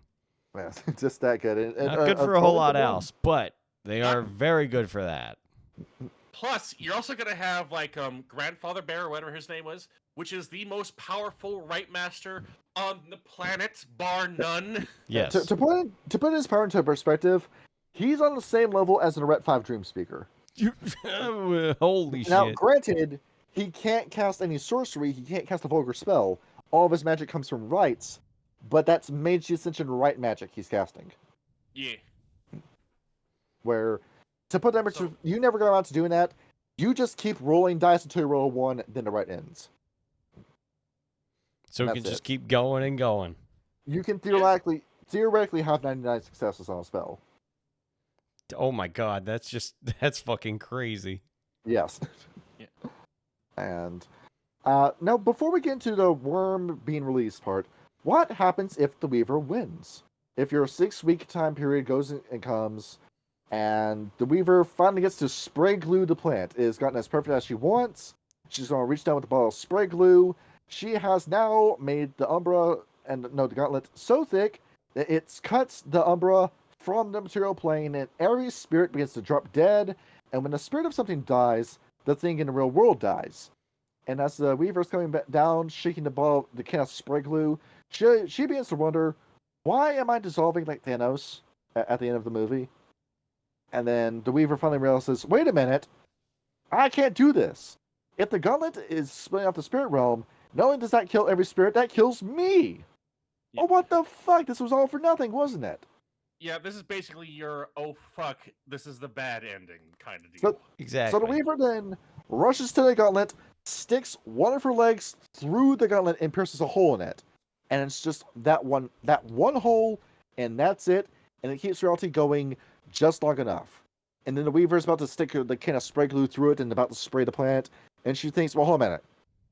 We were dying in the Umbra because the concept of entropy became maximized after I thickened the gauntlet to that point. So if I do this and I spray glue the plant and freeze it, that's just going to do the whole thing all over again. I'm going to die again. And the Weaver looks at the can of spray glue and then throws it over her shoulder and says, I guess I'll just make do with having the plant be like this. And the world becomes a place filled with banality. The most boring place on Earth is now the entire Earth, where everybody lives in a perfect dystopia controlled by the Weaver, where everything is bland, boring, and dumb forever. The It's end. the great value white bread ending. Yeah, Yes. this is the doom metal ending where it's just like a bunch of just like pale like husks of people wandering around, going to press a single button on a single keyboard, and then walk home, eat their synthetic nutrient paste, and then lay in the pod until tomorrow. And you just hear just that slow droning guitar riff in the background as everybody's life sucks. Where It's not even the world of future darkness ending. That's at least a little more interesting than this. let me find the picture that I'm thinking about. Let's see, scrolling down. You basically become like the who's that Junji Ito Army of One, something like Yes. that. Yeah, or the end of Us, where this was the ending I was thinking about in particular, where it's this. It's this. Now, the Shin Megami Tensei Strange Journey, where in the original DS release, this was the heaven ending in it, where heaven on earth becomes a thing. As it turns out, what heaven is that you stand in place and sing hymns forever. You do not leave your position, you just stand and sing, and that is it. Suddenly hell doesn't look all that bad. Yup. And there is no day, there is no light, there is no night, there's just this. And that's it. And this is what we should not tell people this is what heaven is. We should not tell people that this is what's waiting for you in heaven, because it's not going to be this. It's not about that. This isn't what heaven's going to be. But this is what a lot of not really fundamentalists. Well, some deranged fundamentalists do think this, but this is what a lot of people that hate the church think what you're signing up for when it comes to heaven. Yeah. No. Where it's not going to be like this. It's what heaven is. It's just a world without sin, and that's it. That's just what it is in concept. It's basically an entire world of Ned Flanders's. Yes. I mean, even that. Right. I'm gonna be honest. Even that doesn't seem all that great. Well, it's going to be a part where you're just not going to care about it because the concept of sin is just not going to be in your mind. I suppose that's fair. You get to it. You leave the body, you leave the mind, you become the soul, and this is what the soul yearns for. It yearns for a connection with its creator, and you will get that after your death happens. So And that's Meanwhile, exactly the where, Weaver, it's not just it's this. You're just on a platform, and that's it. Yeah, that's the Weaver heaven. Yeah, Weaver heaven is not actual heaven. Do not misconstrue the two. and that's basically the fate that's coming for you with if the Weaver wins. Now back to the bounce room being released. Back So to the what fun, happens- cool, exciting shit we were talking about earlier.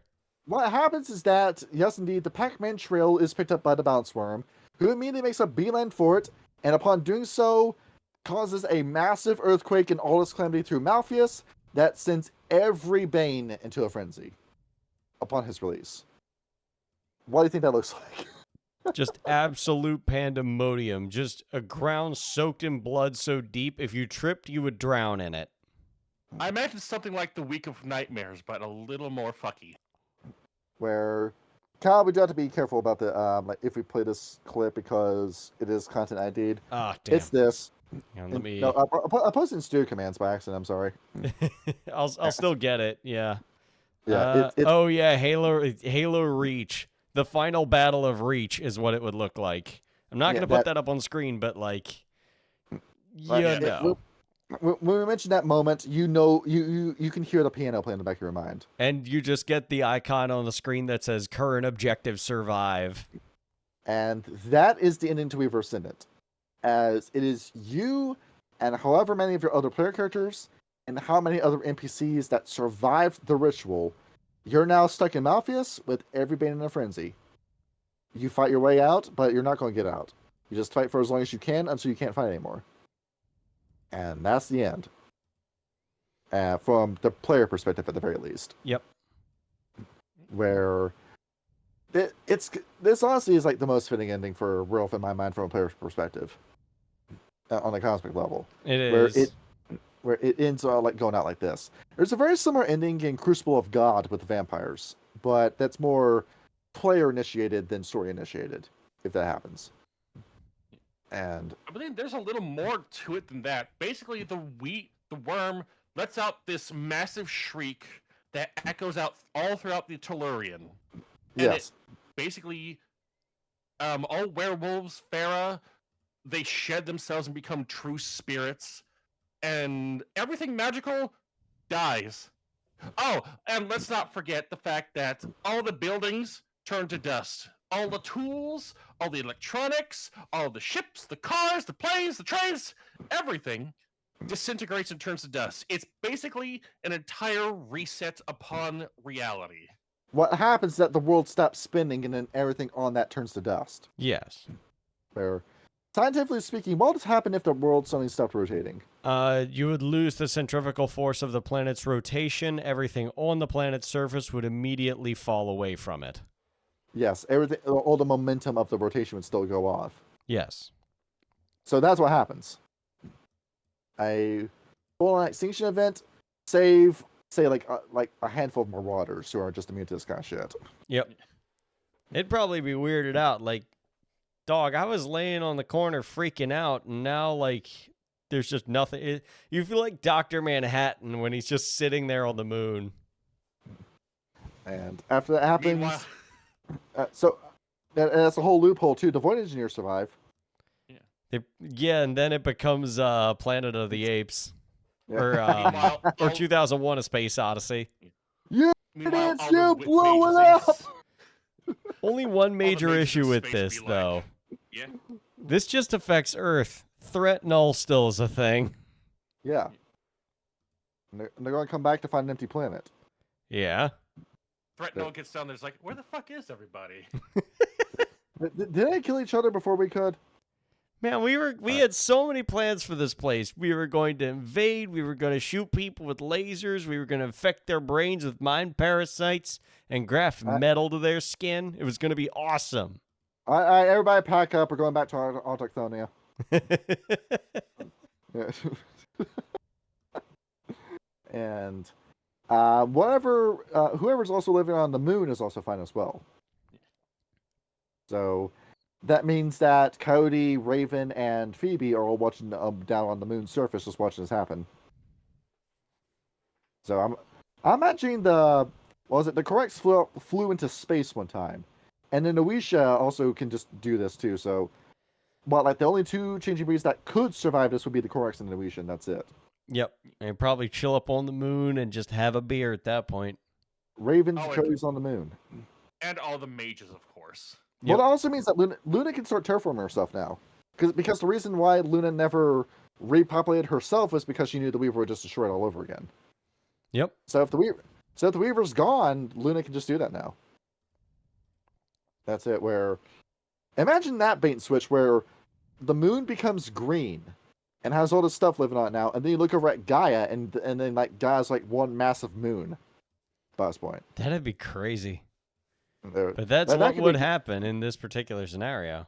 Yeah, that could be a new game in and of itself. Yeah, it would.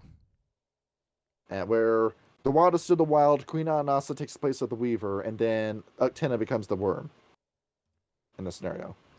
And meanwhile, what happens to balance worm and Weaver? How about a big cosmic Dragon Ball Z fight happens? Yes. Where the balance worm bites onto the Weaver, flies off into deep space. And that fight they couldn't finish before.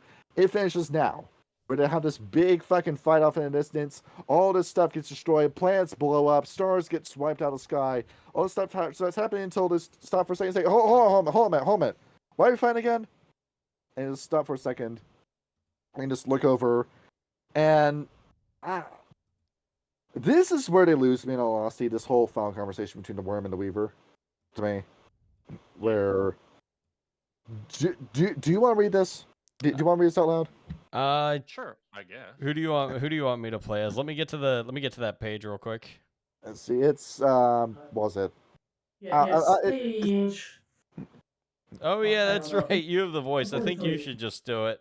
Yeah, let's see. Kyle, you be the narrator. I'll be the worm. Storyteller can voice the Weaver. All right, hang on. Let me make sure I'm at the right spot here. Yep, there we are. Let me get my backup straight so I can get into a voice. Spoiled. All right, everybody ready? Yes, we are. Ready. Okay. At the edges of reality, two figures sat in silence, contemplating the wonder of the world before them. The pulse of creation was all around them, and they were at peace for the first time in a very long while. The one, a builder and a nurturer, was troubled. She turned to her companion, searching her soul for words that would not come. He surprised her when he spoke, his voice quiet and subdued. It's beautiful, isn't it? She opened her senses wide, taking it all in. Yes, it is. She said. They sat in silence for a time, lost in thought. Finally, I'm sorry about before. I mean, he shook his head. Forget it. It doesn't matter anymore. She paused, still unsure of herself. Then she asked. What should we do now? He laughed a dry, morbid chuckle. I think we've done enough for a time, don't you? She smiled. Yes, I suppose we have. He went on. Let's just sit here for a while and see what happens. She thought for a moment, and decided she rather liked the idea. All right, then. And so they sat, drinking in the beauty of the world that was theirs to govern, thinking on the mistakes of the past and the promise of the future. And the spirit smiled, because they knew that all was as it should be, and that the past was behind them. This all boils down to a lover's quarrel between two jilted exes. I don't And then think they jilted fuck. exes. I think, after a couple centuries of fighting, torment, and suffering on a planet brought by their own hubris and undoing, I think after a massive battle where they've forgotten why they were all mad at each other to begin with, kind of ending in, why the fuck are we here again? And they just kind of sit down and go, damn. You are telling me that it was indeed, it's all about the he said, she said bullshit. Well, This is what all boiled down to. as you've said in the past, a lot of the Celestines and spirits of this world are rather petty individuals by nature. And so when pettiness leads to the absolute destruction of the world, and there isn't any blame to be thrown around, I mean, what else can you do? It's kind of beautiful in a way that after all this time, after all this struggle, all it's a this beautiful heartache, episode. Everyone's dead. No, but none of these people are reincarnating. The end. yeah. And it's a very esoteric, happy thing. I hate this. I hate it. I hate it. I don't mind it. I think it's quite apropos. I was on board with this until we got to that conversation. I mean, as far as endings go, it's very nice narratively. It's the greatest. It's the goodest good end you're gonna get in a game called Werewolf: The Fuck Mothering Apocalypse. Yeah. This is like if the Horus Heresy books of 40K ended with just the Emperor of Mankind and Horus Lupercal just sitting down instead of fighting each other with the swords. It's that what was it, that meme video that was made where they took the Joe Rogan podcast with Alex Jones, and they had Joe as the Emperor of Mankind and then Alex Jones as Horus, and just had him talk with bits spliced in that podcast. I was saying, if I knew that I was wrong if I said something that made you that upset, there had to be something wrong that I did. It's on the same level of this, where we have a happy ending. Katie is blown up. All these other planets are blown up. Perturabo's evil. Fulgrim's evil. Angron's evil. And Malfeas Omegon is whatever the fuck he is. And Sanguinius is still dead. But it's a happy ending. It's not. It's not. We still have bittersweet. It is bittersweet, is what it is. Happy ending. Billions of people are dead over what is effectively a toxic-ass relationship on a cosmic level. That's all it boiled down to. I'm so glad our entire lives boiled down to this. Yeah. That could have been worse. Werewolf isn't all that great. And also, not everything magic is dead. Does that also extend to the Abyss as well? That's a phenomenal question. I wish I could tell you. Does that mean that the Fallen start coming out of the Abyss and start repopulating the world again? Oh, you know what? That's an excellent question. Because if everything magical dies in Balance Worm, that kills the Earthbound. Well, tell you what. Riddle me this, Johnny. I know you hate the fuck out of this ending, but what would have happened if the Balance Worm or the Weaver would have won? At the Balance Worm, well, of course we saw what happened with the Weaver because she spray glues the planet, but not really because she can't finish the spray glue wing. So if of course with the track worm we see that with the previous episode we did. So once again, but it's not the triadic worm anymore. It's the balance worm. Yeah, it's the balance worm. So we actually get a proper cosmos after this extinction event finishes. Also, what the fuck is the Wild doing while this is going on? Yeah, he's just kind of chilling. Much taking control and governing the entire cosmos. He's the one in charge again. Balance worm is restored, and I guess Ananasi Weaver. Let's say that the world keeps on spinning and it kind of just gets a hard reset back to Adam and Eve days, but there's no werewolves. The Wild, who may or may not be God himself, just goes over and just pours everything he had in Pangea back onto the planet and starts all over again. Basically. Yeah, he starts off at square one, but no need for werewolves this time, since I assume Queen Ananasi is not as up her own ass as her mommy is. Where... You want to know who I wish the conversation at the end of the book was actually between? Who? Cain and Lilith. That would have been neat, but what would they have had to talk about? Where, all of our kids are dead, and now this entire fight was over how our kids going to be raised, what kind of people are our kids going to become. And now there's no world for them to be on, so what's it matter? It is. I'm just going to go ahead and hook up with my dad's first wife and then start the plan all over again. That's what it is. There's the implications about that too. Yeah, it's kind of Oedipus-y, I guess. There it is. You fucked my dad and I'm going to fuck you. Let's just say our relationship is tags on Pornhub. Now let's get to work.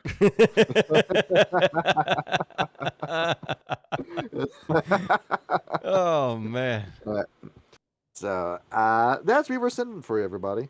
But we have one more idea that Dan wants us to go over that I promised him we were going to do back in the first episode, and then I forgot. What's that? So, what would it look like, say, going back to a tribe falls for a minute? If a tribe falls during this time, hypothetically, where would the members of that tribe go to after it falls? After it falls? Yeah, Like if a tribe the falls, worm?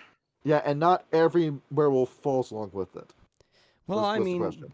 wouldn't it still? That'd be Well, weird. Because I talked about this with him off camera, and I said, well, the easy answer is just they would go to the Bonars and the Children of Gaia. Because the Bonars and Children of Gaia accept so many different people. We went over that with Melissa. Yep. Yeah, their Now- standards are pretty much on the floor. That's how low they are. Now, The bar is in he then- hell. He then retorted saying, well, what if the Bonars fell? Where would they go? Probably to the Gaia. Children of Gaia then. Yes, and Or now they get over there like poor person roleplay and go to the Glasswalkers. he then said, okay, let's both say that the Bonars become the Plague Rats, and then the Children of Gaia become the Reavers. Where would the surviving members go then? Glasswalkers. Sure. Or they combine and form their own tribe. Start a new tribe. Same with the descendants of the White Howlers that don't go crazy. They just start their own White Howlers. Yep. I guess. Maybe change the name so they don't get associated with the old ones. I was thinking, just any woman that wants to accept feminism could get brought into the Black Furies.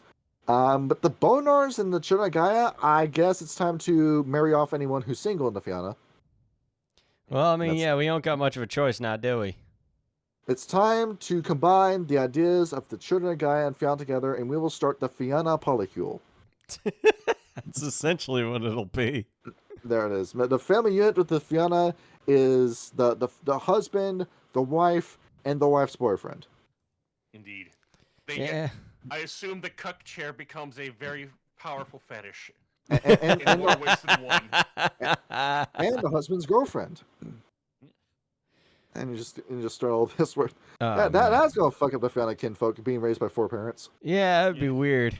Yeah, Then again, they're being raised by werewolves. These aren't exactly all that well put together people. you're living in Nick Ricada's household, Oh, Jesus Christ. is what I have to- but without the debauchery and the degeneracy. I have no idea who that is. It's that. another one of Johnny's schadenfreude people that he keeps mainlining into his veins like fucking heroin. He's a trust fund baby lawyer that became a crackhead and ruined his life.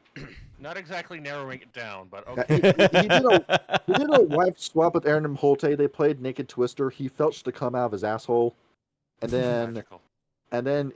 then Aaron's wife left him for Nick. Nick then brought this woman into his house after he had 5 kids. His wife then left him after he gave her no love, and then he hid her in a coke shed in his parents' apartment while his house was being subpoenaed. What the I fuck? love the internet. It's a magical. See, usually when Johnny brings up shit like this, I leave because I don't want to hear it. But, this time because he said it in the episode, I was forced to be subjected to that complete and utter travesty that reaffirms my belief in the Euthanatoi. And that is your household under the Fianna Chunagaya combo. Oh, it's going to be that bad. Let's be real. Except Who else? there's no money.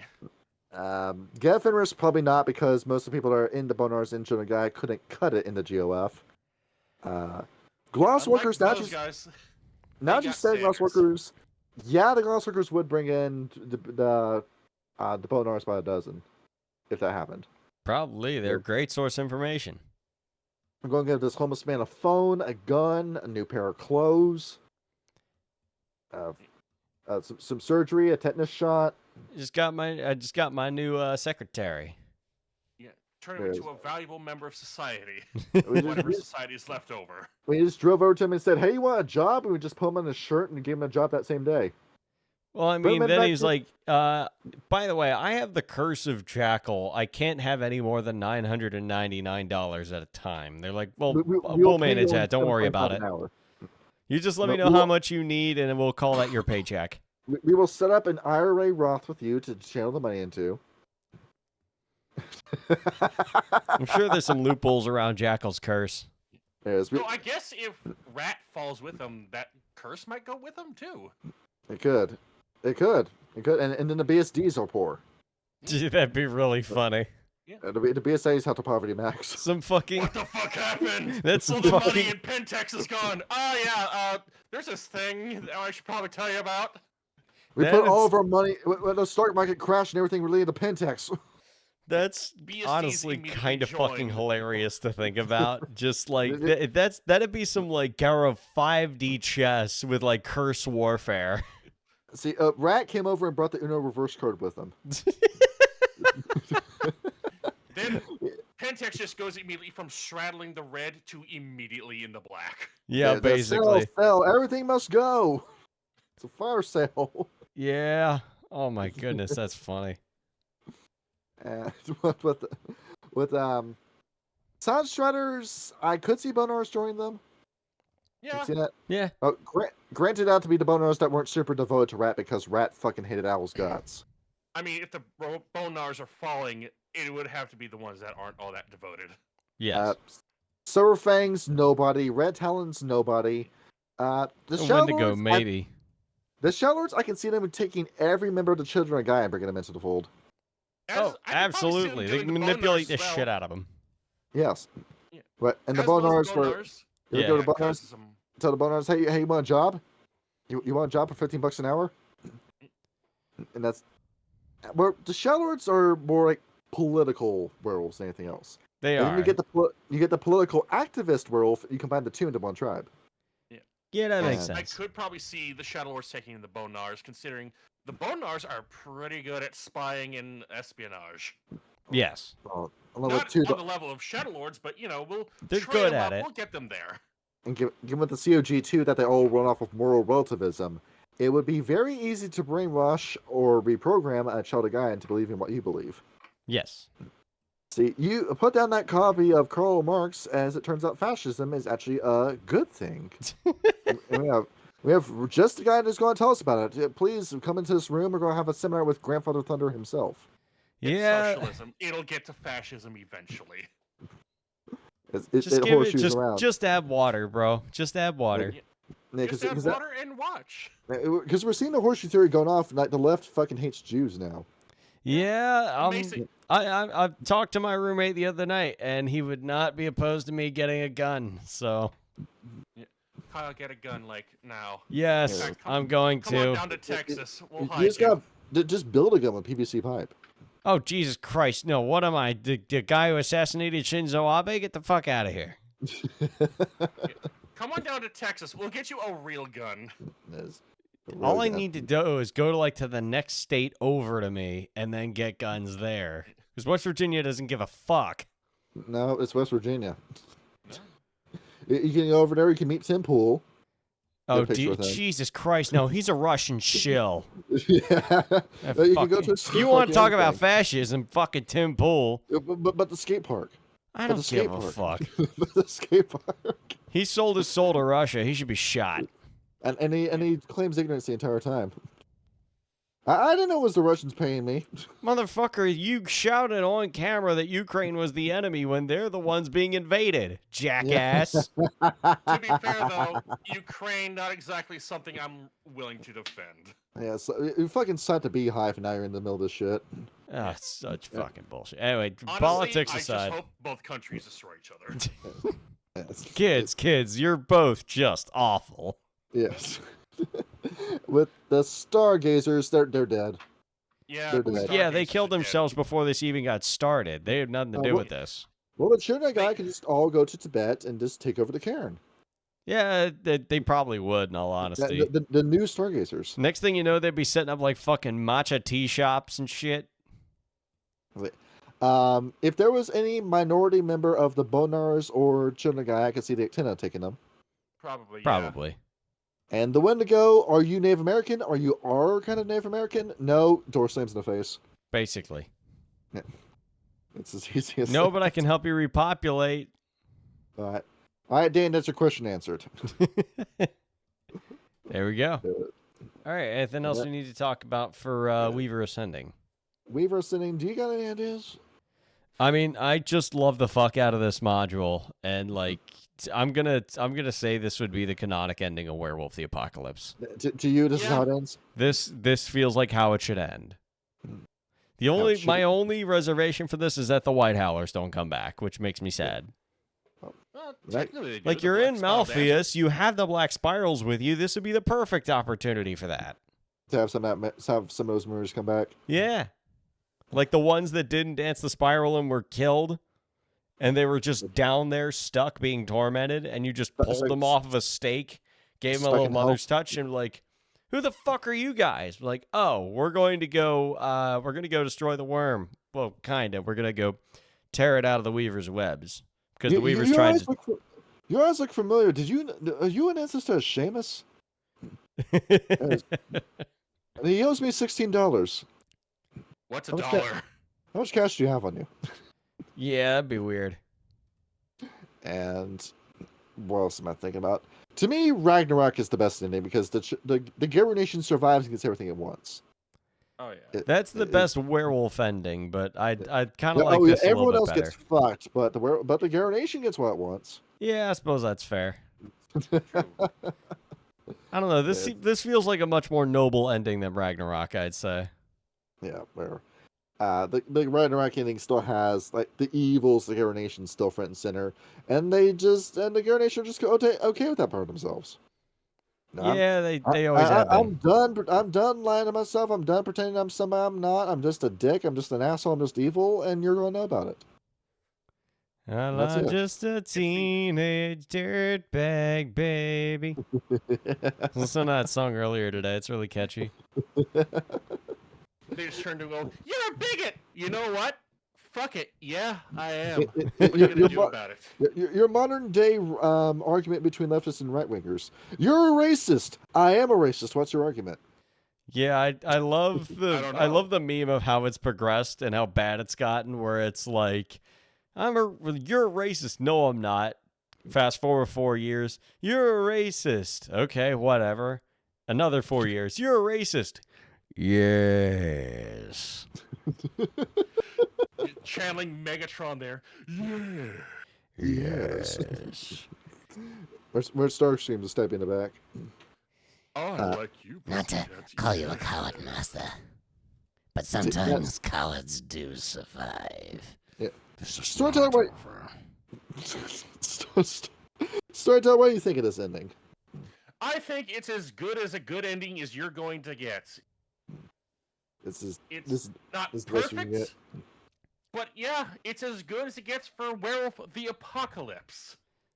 I mean, at the end, it's probably very peaceful, I imagine. Yeah, Yeah. just a hard reset as it turns into, I guess, another World of Darkness minus the werewolves, or God forbid, it turns into Exalted. Exalted. I have played peak garbage.